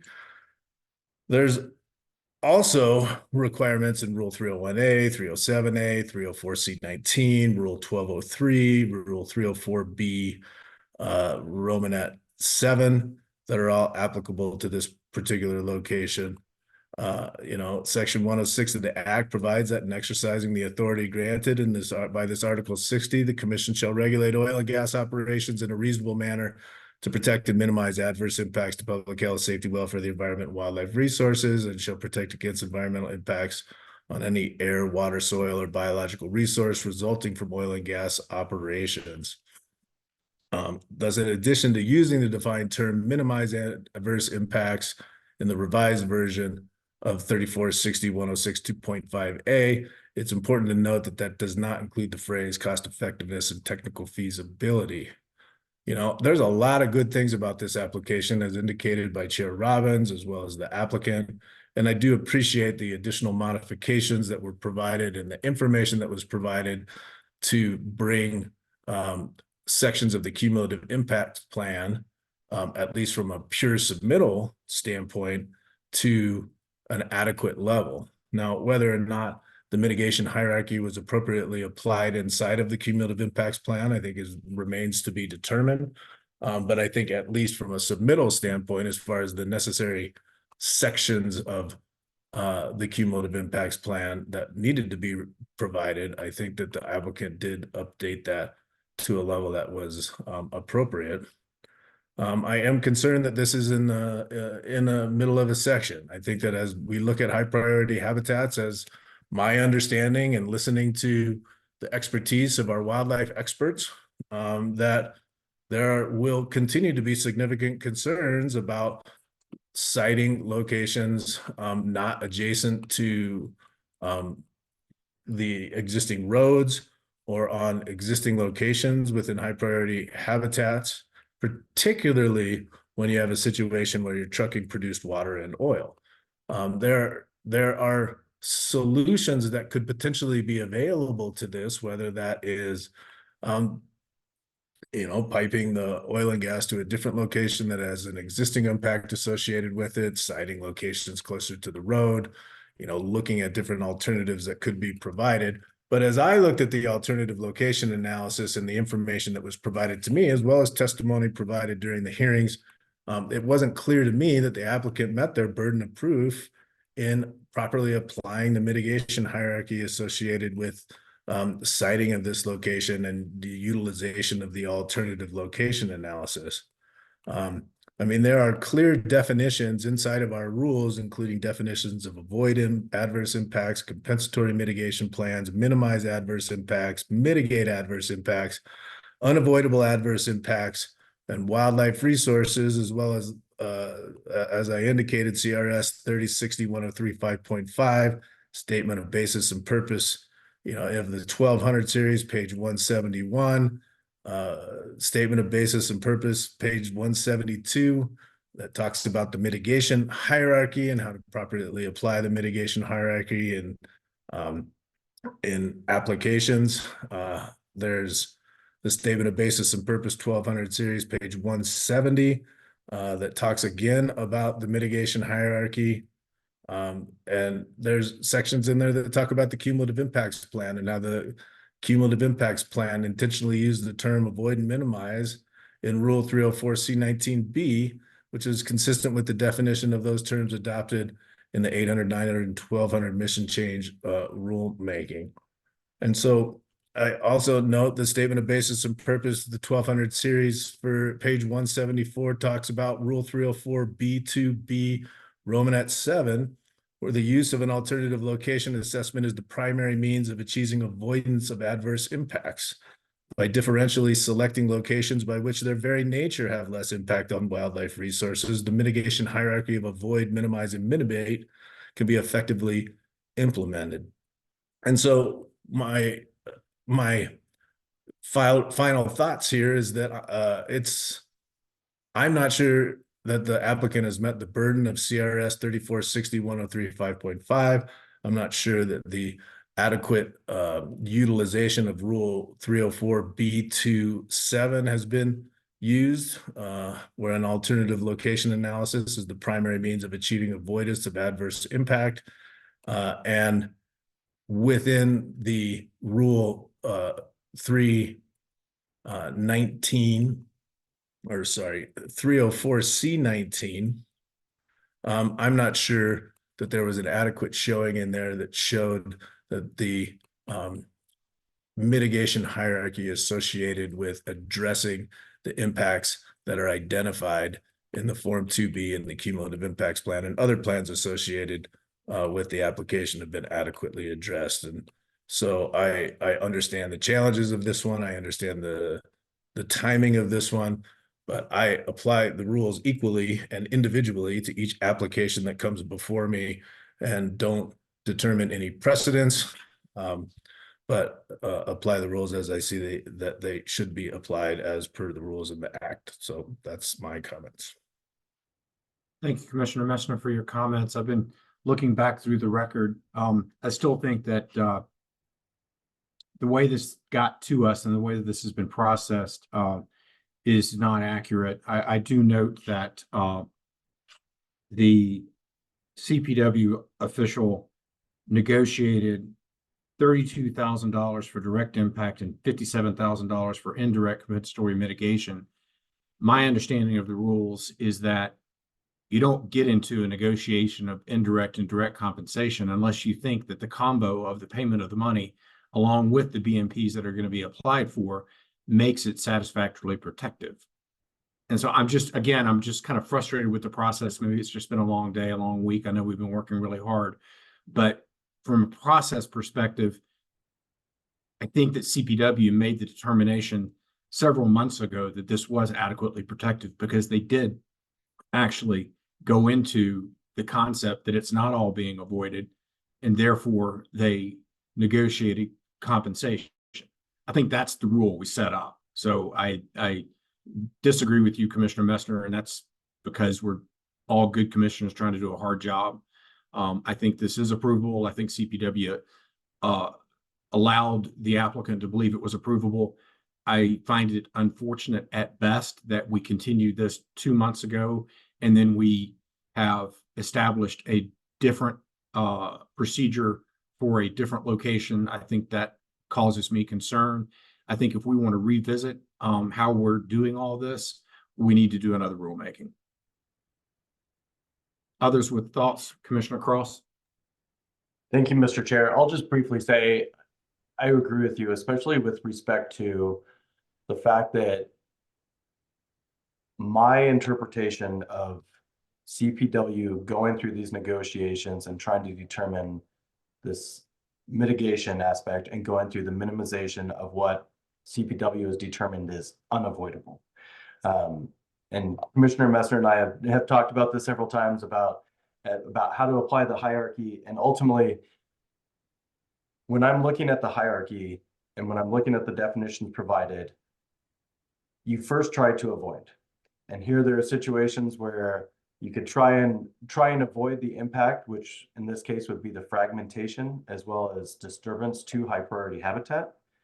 And it could be avoided if located outside the high priority habitat. As Commissioner Ackerman brought up as well, even here, we already have some existing disturbance with the 2-track, not 100% clear on what kind of disturbance there is with it. There's going to be some fragmentation. There's going to be some kind of disturbance to the high priority habitat and to the resource, which is here, the high priority habitat for the pronghorn wintering range. And because it will not be completely avoided, as talked about in our rules, you have to look to minimization. And I do recognize, and to me, I think this one is actually a little less clear than the previous one we looked at. But here, when you look at the wildlife consultation summary provided by Mr. Moret, he specifically says, while this isn't our preferred location, we do recognize that they are adequately minimizing and mitigating the impacts, the unavoidable impacts. And so in looking at the situation we're faced with, could there be an avoidance? Here, there could be an avoidance if located outside. And so I do find that that's interesting, although now we're also hearing that locating it outside wouldn't have worked with the surface owner, and I agree that we are not supposed to take into account the technical feasibility, but that doesn't mean that an operator cannot choose a location because of technical feasibility. Again, it is not our job to try and determine, is there a better location? Should they have chosen a better location? It's based on the location provided, do they adequately protect the resources at issue, the impacted resources at issue? So here they're saying that they chose this location. We're now hearing that they chose this location because they couldn't have gotten the surface use agreement with the landowner. They chose this location because it wouldn't work with their drilling plans. And so instead they've located it where there will be one location instead of multiple locations to drill. And we're faced with a situation where CPW has said it's not our preferable location, but it does minimize and mitigate the impacts that are unavoidable. And so based on that, I think we have to look at, as you said, what kind of the process we got here of if we're looking at a situation where CPW believes that this does minimize and mitigate those unavoidable consequences, I do believe it has met our rules. And so while I think less clear than the previous one we looked at, I do think that this is an approvable location based on that fact. Commissioner Messner, you had raised your hand right before Cross started talking. Yeah, thank you, Mr. Chair. I'd just like a second to respond to some of the comments that you provided. And, to Commissioner Cross's comments as well. And I just want to point out a couple of things. So there's nothing in the mitigation hierarchy or the statement of basis of purpose or other applications of the mitigation hierarchy in state statute that talk about complete avoidance, right? There's unavoidable and there's definitions associated with that. But I note that in the statement of purpose, basis of purpose, 1200 series, page 211, it indicates that rule, and this is a rule, 1203D requires mitigation of unavoidable adverse impact, indirect impacts to the high priority habitats listed in Rule 1202D. This narrow approach to mitigation of only unavoidable adverse indirect impacts appropriately prioritizes avoidance first, then minimization, and finally mitigation, where avoidance and minimization are insufficient to meet the goals of sustaining a robust and sustainable wildlife population. It doesn't mean that they determined that they've appropriately avoided it. It just means inevitably, even when you apply avoidance and minimization, there's still going to be impacts that need to be mitigated, and that's where compensatory mitigation comes in. You know, compensatory mitigation is not a tool to pay to play and should be only utilized to offset unavoidable adverse indirect impacts. By choosing a location that has avoidable impacts, I do not believe that compensatory mitigation is an appropriate tool solely for addressing impacts and applying the mitigation hierarchy. And so to me, that ends up being a really important point in this situation, and one that I think generally I feel like the rules ask us to apply in every situation. And there was lots of conversations during the mission change rulemaking that compensatory mitigation was not to be utilized, you know, as a pay to play type of situation. And so, and I do acknowledge, Commissioner Cross, that you know, in at least your interpretation of the mitigation hierarchy, with you and I don't always agree on, and that's fine too. The arguments that you often make are that avoidance may be not being in high priority habitat. This is a unique application where that is a possibility. And so that certainly plays into my consideration as well as I look at this particular one. And so, you know, I think as you look at CPW's consultation, CPW can only react to things that are information that's provided to them. And I think in the initial application that was provided to us, at least, the necessary information associated with truck trips was not adequately provided in the application. And so there's no way that through the consultation process, CPW could adequately understand or know the truck trips that were being contemplated in this particular application, so wouldn't be able to react to the potential impacts associated with truck trips in association to the high priority habitat. Certainly, perhaps other things were considered and deemed to be appropriate, but I'm not sure that the truck trip aspect was clarified until we asked for additional information about truck trips at the first hearing that was continued to this hearing, where we did get additional information on truck trips, which still to me seemed to be not credible and inaccurate based on production of similar areas adjacent to this particular location. So that's my final comments on it. I always respect each commissioner's opinion, and I don't mean to be argumentative here, but I think that I have a little different point of view than some of the other commissioners on this particular one. Others with comments, having heard three of us deliberate mightily here? Commissioner Ackerman? Thank you, Mr. Chair. And I think Commissioner Messner largely made the point that I was thinking of as well, but I do want to just kind of elucidate a little bit my thinking on the concept of pay to play. And this is a complex and difficult issue because we created the compensatory mitigation program to address wildlife impacts when we know that there is going to be an impact. But to me, pay to play comes into concern when there remain primary concerns, as in this case, that are unaddressed. And then the primary argument for allowing the practice would be paying a fee to do so.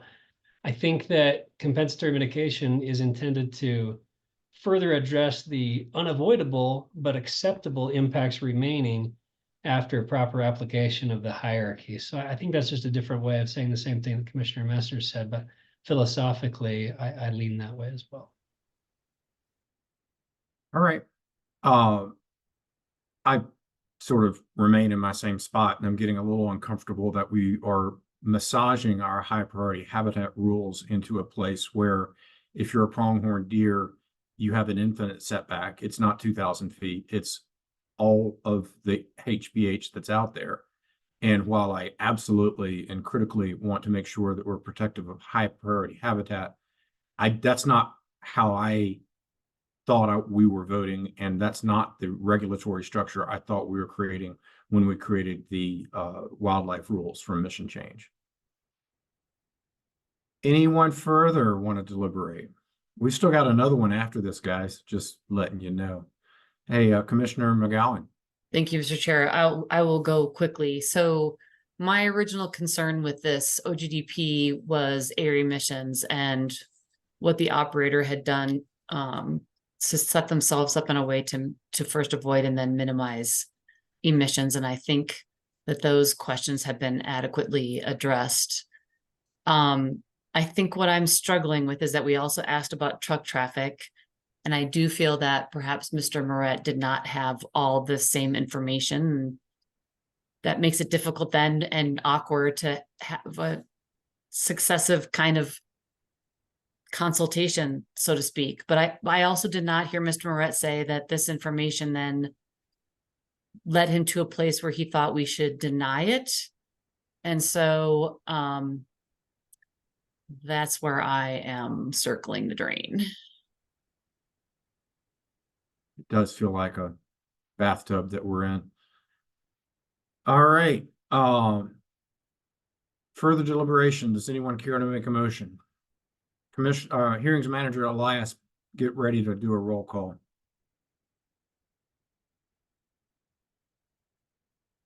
Commissioner ready. Messner? Thank you, Mr. Chair. Understanding that it's not clear to me whether this would be in the majority or minority in this particular situation, I would make a motion to deny this application. I'll leave it at that. I have some last thoughts on why, but I'll wait to see if there's a second or not. I'll second. All right, we have a motion and a second to deny the application. AAG Mercer, if you could visualize yourself, I don't know where this is going either, but when we have a motion to deny and it's not otherwise articulated, the rationale for the denial is based upon all the stuff that we've been talking about for the last hour and a half. Is that right? Yes, Mr. Chair, that's correct. Okay, we have a motion and a second to deny. Hearings Manager Thomas, can you please do a roll call, please? Mr. Chair, if I may, I think we typically do a motion second and then see if there's any final discussion. Oh, yeah, you're right. I'm sorry. Final discussion. Commissioner Messner? Thanks, Mr. Chair. I just want to indicate that by no means is there any intent to modify the rules or to rethink about setbacks or things associated with wildlife. In this particular instance, what's different is you've got a high priority habitat consideration, location on an undisturbed location in the middle of a section, fragmenting that high priority habitat, and no pipelines that are being considered utilized in this particular situation, which is, which is different than a lot of situations where we have high priority habitats that are being contemplated with the utilization of pipeline or paths that are being associated adjacent to a road. So I'm not indicating that this location somewhere may not be approvable, but I'm not sure that the application has met its burden of proof in this particular situation, as talked about all through deliberations. And so that's why I am where I am. And we have heard you. For all the reasons that have been indicated, I'm going to be a no vote on the motion. I don't think we've even considered the impact to wildlife of creating a 2.5 mile pipeline versus the fact that the trucks are going to dissipate pretty quickly to the avowed 5. So, I think there's, a lot here on balance. I think this is approvable. Any further discussion? All right. Hearings Manager Thomas, a roll call, please. Commissioner Ackerman, Yes. Commissioner Cross, No. Commissioner McGowan, No. Commissioner Messner, Yes. Commissioner Robbins. No. Mr. Chair, the motion fails 3 votes to 2. Thank you, Hearings Manager Thomas. Do we have another motion? I would move to approve the application. And for the same reasons as, to start, I'll second. And hearings manager, or I'm sorry, Attorney General Mercer. As noted before, this motion would be based upon all of the musings that have gone on by the commissioners as well, correct? Yes, Mr. Chair, that's correct. I would also ask the commission to consider whether that motion for approval is with the addition of all of the new BMPs and commitments that were listed in the applicant's materials for this presentation, for this hearing. Thank you for reminding me. I would accept that friendly amendment. And I would second that friendly amendment. All right, further discussion on the motion. Commissioner McGowan. Thank you, Mr. Chair. I just want to be clear that I do think that some important concerns have been brought up, but I feel that our content expert, even after being given additional information, did not say that he wanted us or thought that we should deny it. And therefore, I'm going to be agreeing with this this motion. Very good. I appreciate the content. Further discussion? All right, hearings manager Thomas. Roll call. Commissioner Ackerman, No. Commissioner Cross, Yes. Commissioner McGowan, Yes. Commissioner Mesner, No. Commissioner Robbins. Yes. Mr. Chair, that vote passes 3 votes to 2. All right. Thank you all for the good, hard deliberative work. As we mentioned, sometimes these jobs are not easy. We have one more applicant before us. It is a variance request. Why don't we take 10 minutes and return at 3:23? And during the interim, if hearings manager Thomas could relocate the panel to the next docket. All right. Welcome back, Commission. This is the Colorado Energy and Carbon Management Commission. We are on to our final docket on the January 31st, 2024 business meeting. This is a variance request. It's docket 221100321. It is on behalf of Williford Resources, LLC. And I see that we have Mr. Willis with us. Mr. Willis, as is normally the case, if you have witnesses that you're going to present, if we could call them to the panel so that we can get them sworn in to begin, that would be preferred. Yes, thank you. I have Hearn Williford, who's the managing member of Williford Resources with me. I'll just pass the camera.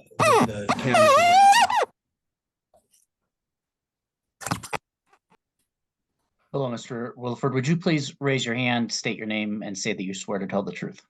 My name is Hearn Williford, and I swear to tell the truth. Thank you.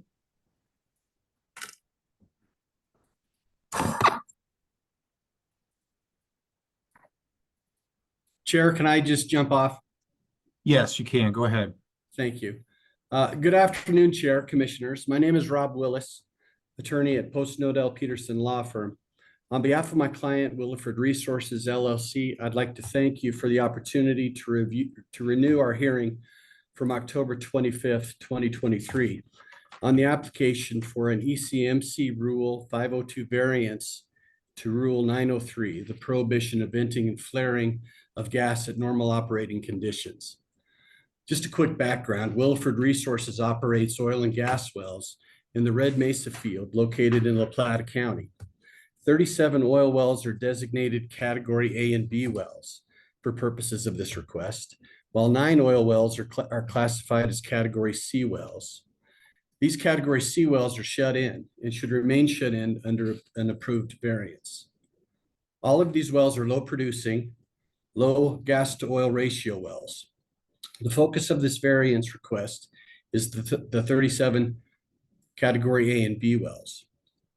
Unused gas produced in association with oil production from these wells is collected through a gas gathering system, which transfers the unused gas for destruction at either the west or east combustor facilities. Metering of gas at the combustors puts field-wide unused gas production at no more than 37 MCF per day, a small amount we characterize as de minimis. Upstream of the combustors, certain produced gas is used to power lease equipment, while some of the lease equipment is powered by electricity to minimize noise disturbances as nearby residences. It's also used to heat field offices and supply domestic gas to several homes. Historically, produced gas from Williford's operations was sold through the Red Mesa gas gathering system. This system was abandoned in February 2016, effectively stranding any produced gas from market. At the October 25th hearing, the commission continued its deliberations on whether the requested variance is warranted until today, authorizing Williford Resources to provide additional testimony related to exhausting channels to identify an alternate beneficial use for the unused gas, and describes steps taken to comply with the October 6, 2023 director's recommendation related to a Form 4 gas capture plan for each facility. Kern Williford, managing member of Williford Resources, is here today to provide additional testimony. Mr. Williford graduated from Texas A&M University in 1978 with a degree in petroleum engineering and has worked extensively in the oil and gas industry for the past 45 years. In preparing for today's hearing, it's become evident to me that he has developed some expertise with regards to how to find alternative use for de minimis volumes of gas in this part of the state. At the conclusion of Mr. Williford's testimony, the record will support that Williford has and continues to make good faith efforts to comply with Rule 903D. Despite these efforts, there is no identified alternative beneficial use for the unused gas. However, technology does change and innovation may give rise to such beneficial use or uses in the future. The requested variance aligns with the basic intent of the amended act. The act contemplates for some amount of flaring and venting under certain circumstances, which the commission acknowledged when promulgating Rule 903. The commission has recognized that a variance, though disfavored, is permitted. Granting the variance is necessary to avoid undue hardship to various parties: the operator, his employees, other working interest owners, royalty owners, and others relying on revenues from the oil production. The variance will not result in a net adverse impact to public health, safety, welfare, the environment, or wildlife resources. Williford Resources, its operations are located in Indian country, and the de minimis amount of unused gas is continually destroyed by EPA permitted combustors at 98+% destructive efficiencies. The requested variance is temporary and subject to conditions of approval as to minimize adverse impacts. Williford Resources will continue to diligently investigate and evaluate alternate beneficial uses for its unused gas and report those actions taken to the commission as required. The ask of Williford Resources today is that the commission approve the variance authorizing combustion of unused gas from the category A and B wells for a period of time under those terms and conditions found in the director's recommendations. That concludes my remarks. If I could just pass the presentation to Mr. Williford.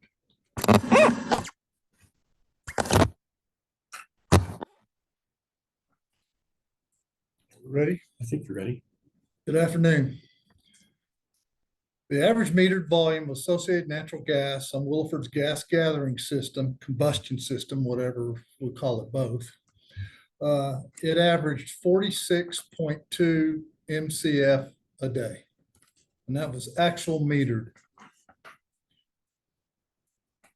That gas was combusted utilizing Williford's west and east combustor facilities. And those combustors, as mentioned earlier, have a destruction efficiency of 99+% as tested in the field. The options existing for utilizing this minor amount of associated cascade natural gas, we're talking less than 50 MCF a day, are limited. The best scenario, of course, would be a gas sale system, but one does not exist in the area. The next best scenario would be converting the gas to electricity and placing that electricity on a power grid, like the one we have there, a La Plata Electric Association. We attempted to enter into an agreement after the gas sales system we were going in went bankrupt.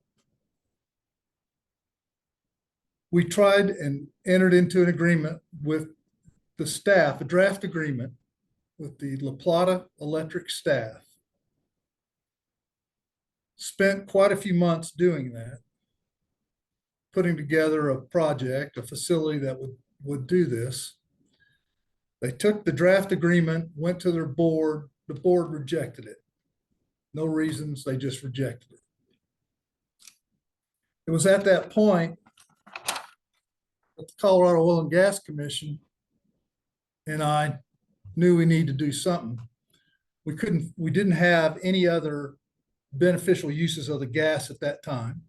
So we entered into a compliance agreement.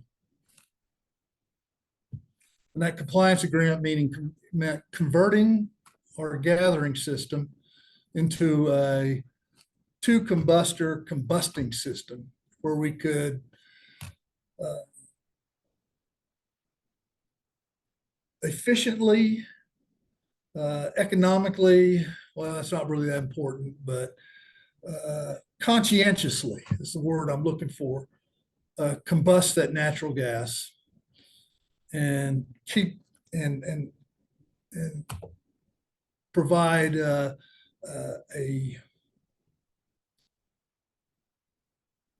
method of destruction of the methane so that none of that entered into the atmosphere. On December 16th, 2021, I received an email from the commission that said they were terminating the compliance agreement. And that led up to a variance hearing, I believe it was April of 2022, to see if we could continue to produce. One of the conditions for us to continue to produce was for us to find another, or try our best to find another beneficial use of the gas. And I'd like to discuss efforts that were used. Ever since we lost our gas sales method with Red Mesa, we've been exploring, studying, trying to find a beneficial use of the gas. Early on, even before we started the compliance agreement, Bitcoin mining using stranded gas was a pretty early concept. I contacted a company, Upstream, it's been a while, Upstream Data. They're out of Alberta, Canada. They weren't yet making it, but had been beta testing units that would generate enough electric power to run Bitcoin mining servers. And I contacted them. I don't remember the gentleman I talked to. He was the owner. And they just said we did not have enough volume of gas to enable the number of servers that needed to mine Bitcoins. So I'll go from there. Like I said, we know that generating electricity would have been the way to go. And we were turned down by La Plata Electric. However, during the last several months, I've had a few conversations with La Plata Electric. The gentleman's Mr. Dan Harms. He was the staff engineer I was working with back in 2016 to try to get an agreement. Very good gentleman to work with. He's now the executive VP of Grid Solutions and Special Projects for La Plata Electric. And he said it's still not possible for us to put, currently, still not possible for us to put electric power on their grid. However, they've been trying to get out of their contract with their wholesaler. That's one of the limiting factors. Only 5% of their load can they purchase. And they have to purchase renewables from individuals, small businesses that have solar power or wind generated power. And they don't have enough in their 5% to allow me to generate power and get on their system. But he said they've been trying to get out of their contract. That has been tied up in litigation. They should know something probably in the next couple years. But they're trying to work with their wholesaler to allow for more likely a 10% number instead of a 5% number. And he said if that was possible, and that could be changing here somewhere, maybe 2025 before it's changed, but that could allow us to put gas on our system maybe in the next couple of years.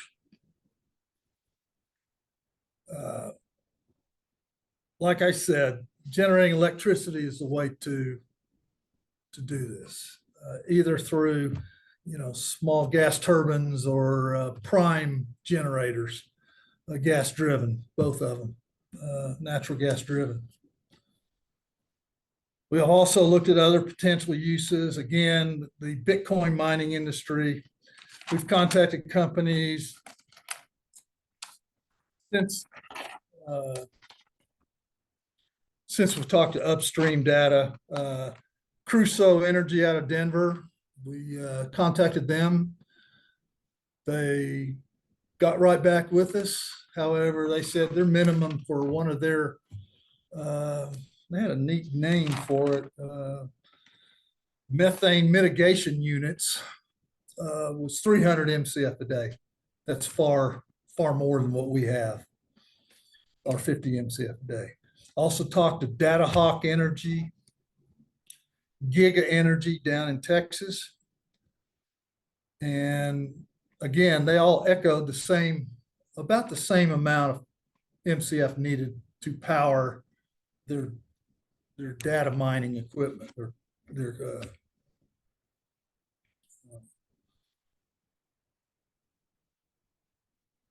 we next looked at compressed natural gas. And again, this would not involve being converted to electric power. A company down in Houston named I lost my choice.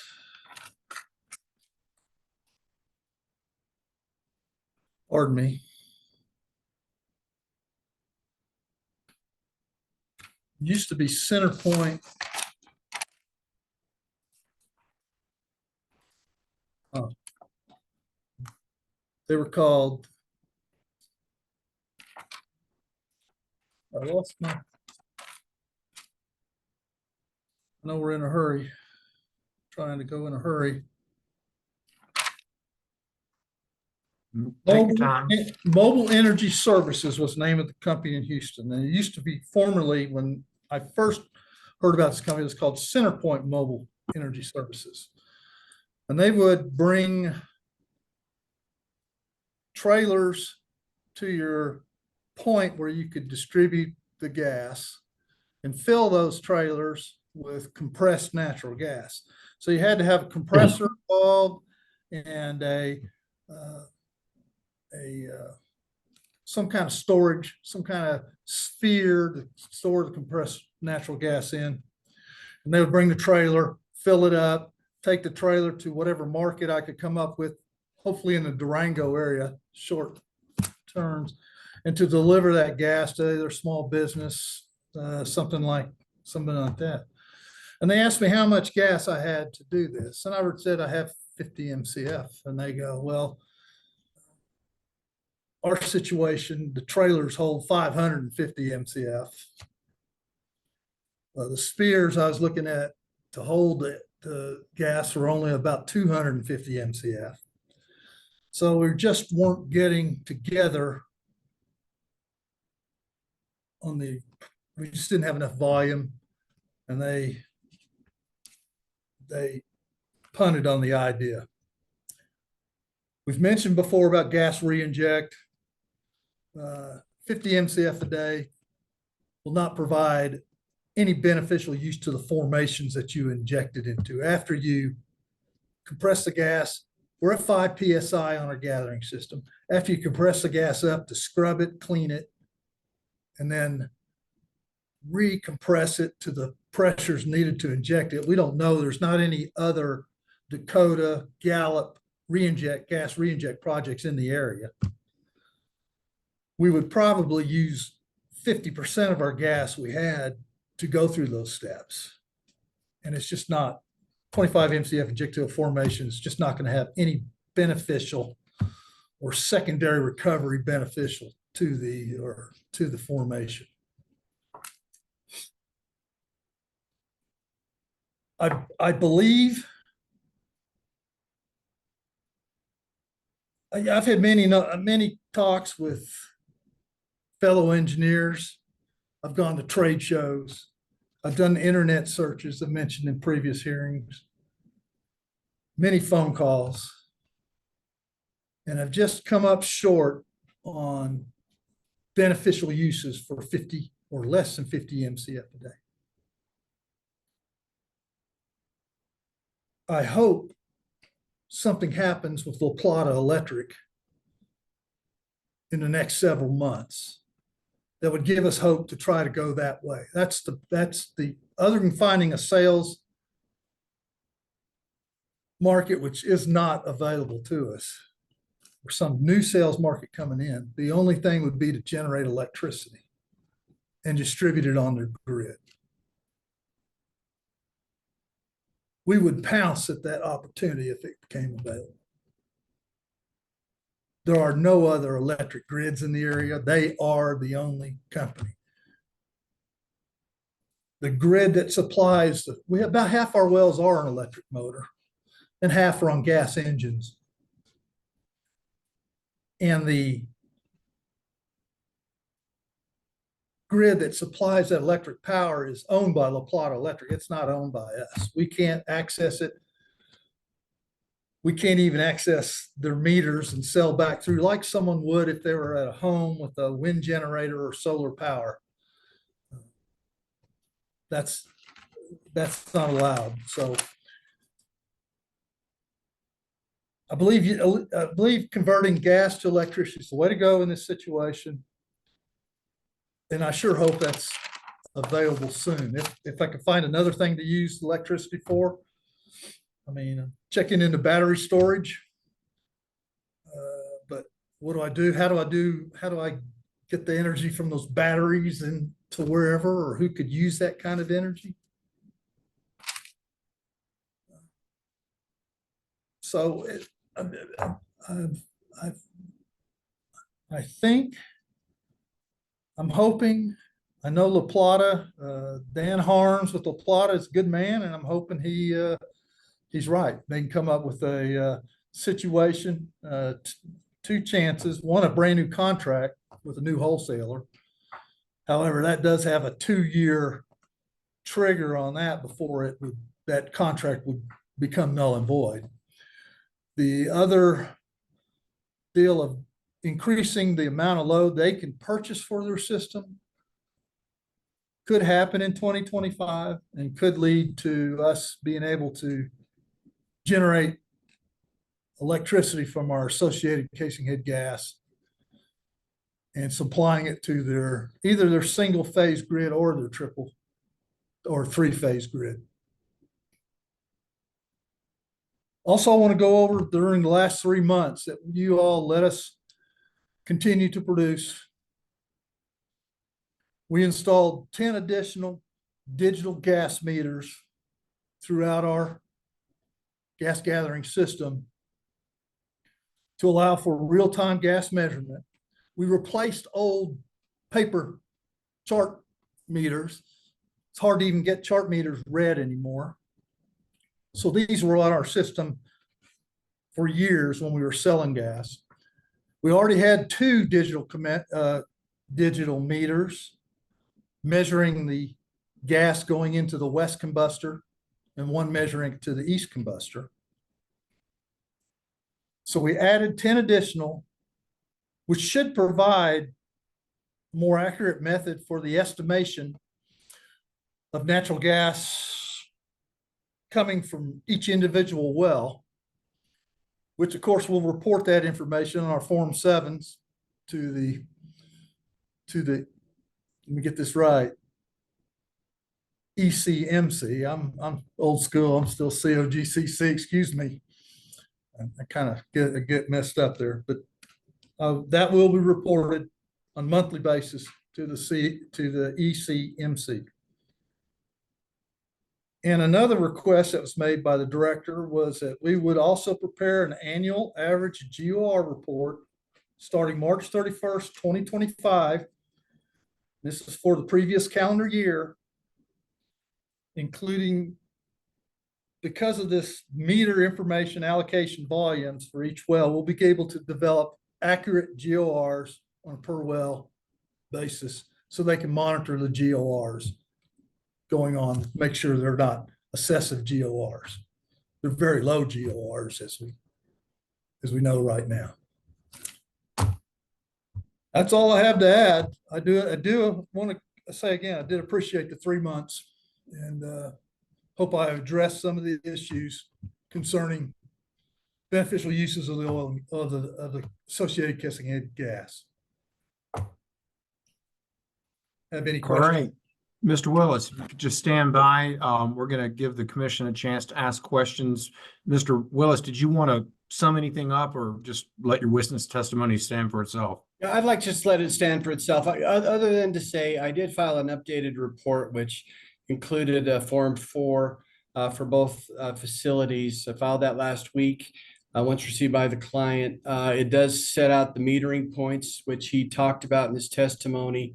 There's an open line of communication between him and the engineers at ECMC as he works to navigate a complete and approvable Form 4 gas capture plan moving forward. He's looking forward to be fully rule compliant, but once again, he needs to have this variance to a very difficult situation for him because this gas is stranded and he continues to try to find alternative beneficial uses. He'll continue to do that in the future, but so far it's just not borne fruit. Once again, I'd like you to just keep in mind again that he's got these combustors in play right now where he does effectively destroy the majority, if not all, of the produced gas, and that these are approved by the EPA. So that concludes my remarks, Chair. I appreciate that, and Mr. Wilford certainly is here to answer any questions. All right, very good. Questions for the witness? Commissioner Cross, then Commissioner McAllen. Thank you, Mr. Chair, and thank you for your testimony. I just want to ask one quick clarifying question. During your testimony, you indicated that ideally something will happen with the power company. You said hopefully in the next couple months. Is there anything to indicate that something might happen in the next couple months? Do you have updates on discussions with them? That would have been several months. They don't move real fast. They didn't move fast when we were trying to do our agreement.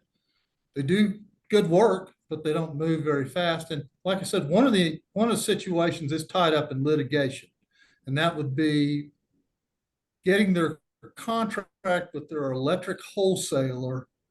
They want to get out of that agreement, and that is currently tied up in court. So that one phase of using them probably won't exist for a few years, not a few months. The other one is the percent of electric load they can buy themselves and put on their own system. Most of that is being used right now for renewables by homeowners, people that have small solar farms, small wind generations, that 5% has been eaten up, and they are required, I believe, by law to take that renewable energy into their system. If they can get that increased, which they are in talks with their wholesaler, currently doing that, and they feel a change will come as early as 2025, is what he related to me, that would increase their 5% to 10%. Then we would be able to generate electricity from the associated casing head gas and put it on their system. Either I'm a few miles away from their three-phase. I doubt they'll want to volunteer putting the three-phase. It'll probably go into the single-phase system, which is fine with me also. It would allow me a path to put the electricity on a usable market. So I don't know if I answered your question. It's not going to happen in the next couple of months. No, sir. My guess is it'd be 2026 because I'm going to build in some time there. It'll be 2026 before I'm eligible to put electricity into their system. And I'm just trying to be as frank as I can about it. Okay, thank you. Yes, sir. Commissioner McGowan? Thank you, Mr. Chair, and thank you, Mr. Wilford. I need to refresh my memory a little bit. The last time we were talking, you had wells that we had in 3 categories, A, B, and C, I think. Yes, The ma'am. C wells, You're right. the C wells were, you couldn't really connect to anything or combust their natural gas. And so I think our discussion was that those needed to be taken care of. Am I correct? I'm sorry, trying to remember. They either need to be added to the gathering system if possible. And there's a lot of them that aren't possible. Maybe 2, maybe 3 could be hooked up to the system. And the reason I say that is because they're good oil producers. They don't make a whole lot of gas, but they're good oil producers. And I would hate to plug a good oil producer if there was a way I could get it into the gathering system. I need to study that extensively. Okay. And I can do that quickly. Okay. So, I was taking a peek at your financial assurance application, which is still pending. Are we talking about a total of 9 wells? How many wells are we talking about? Category C is 9 wells. A and B are 37 wells. And then I have 4 additional gas wells that are shut in. Okay. And of that I haven't produced in ever. They've been shut in forever. And okay. They're And MIT'd and they're under the current rules.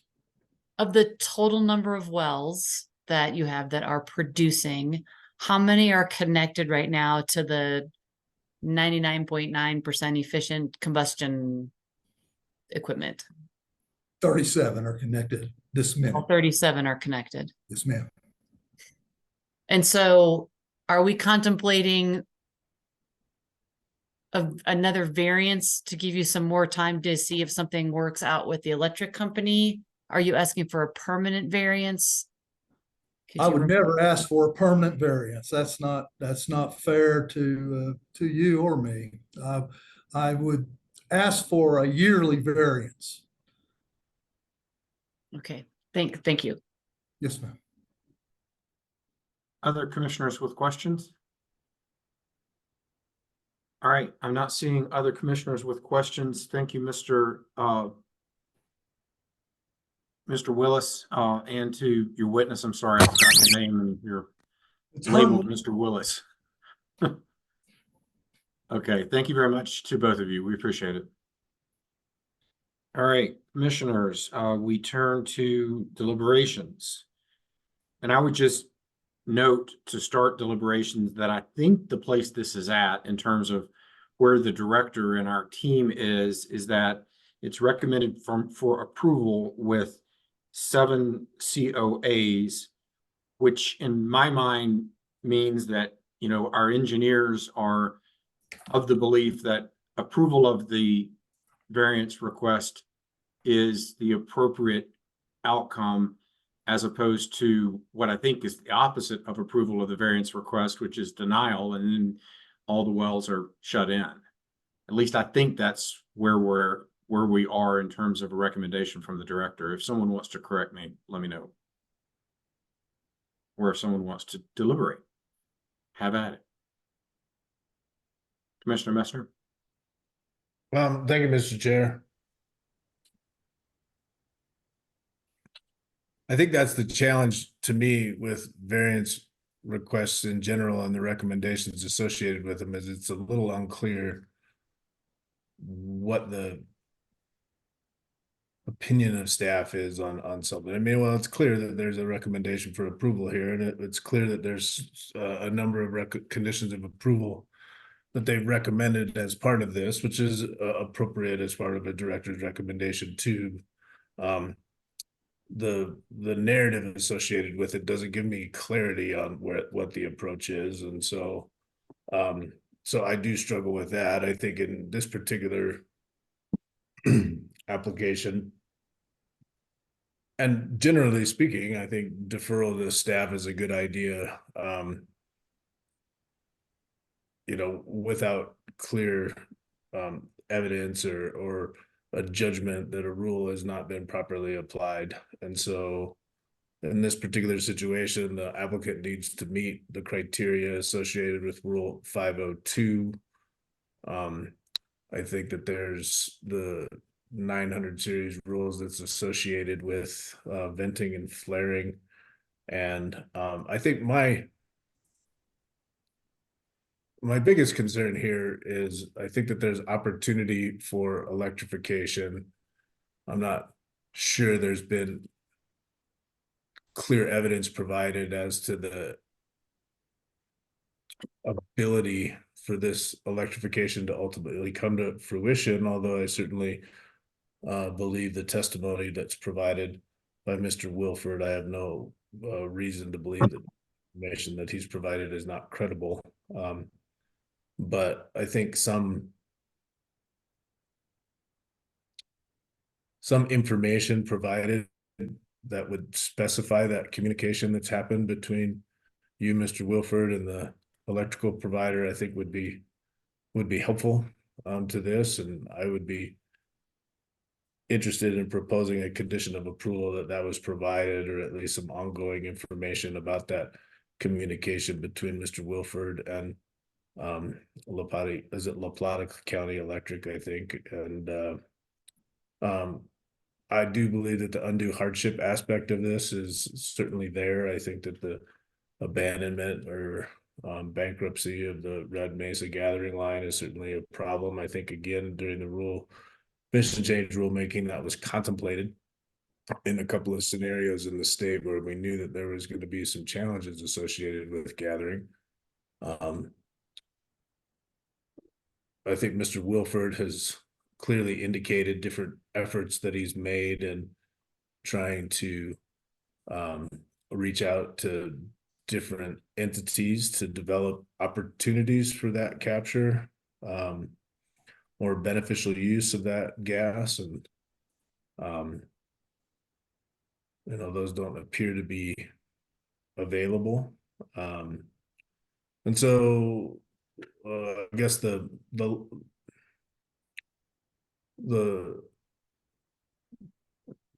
my ultimate opinion on this one is that I'm sympathetic to the situation, and I think that there's an opportunity here with the right conditions of approval to allow another 1-year variance. At some point, that evidence that's being provided or some realistic path forward needs to be determined, and otherwise this just becomes an unending variance. And I think you've provided enough information in this hearing for this commissioner to provide another year of effort that can go towards trying to ultimately come up with a beneficial use associated with this.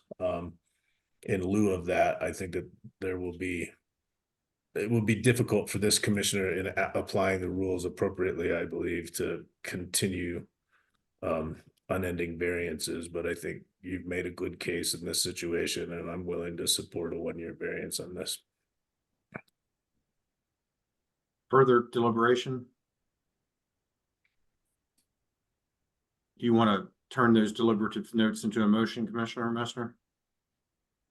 I'll move approval of the variance request with the conditions of approval that were indicated in the director's recommendation, and I would also include the condition of approval that I just created, which would be quarterly updates and evidence provided, a communication between Mr. Wilford and the relevant electrical provider as to movement on potential electrification of this, not electrification of the site, but the site generating electricity into the grid. And that's LPEA. Commissioner Cross? Thank you, Mr. Chair. I will second with that, just clarifying mostly for the applicant here that one of those conditions of approval is to remove the variance request for the category C wells, the 9 wells talked about for the venting aspect of it. So it would be for the A and B that are being flared. And I think just to highlight my view with respect to what Commissioner Messner said, I do agree that there is a showing of the hardship issues here. I will say that I am a little concerned that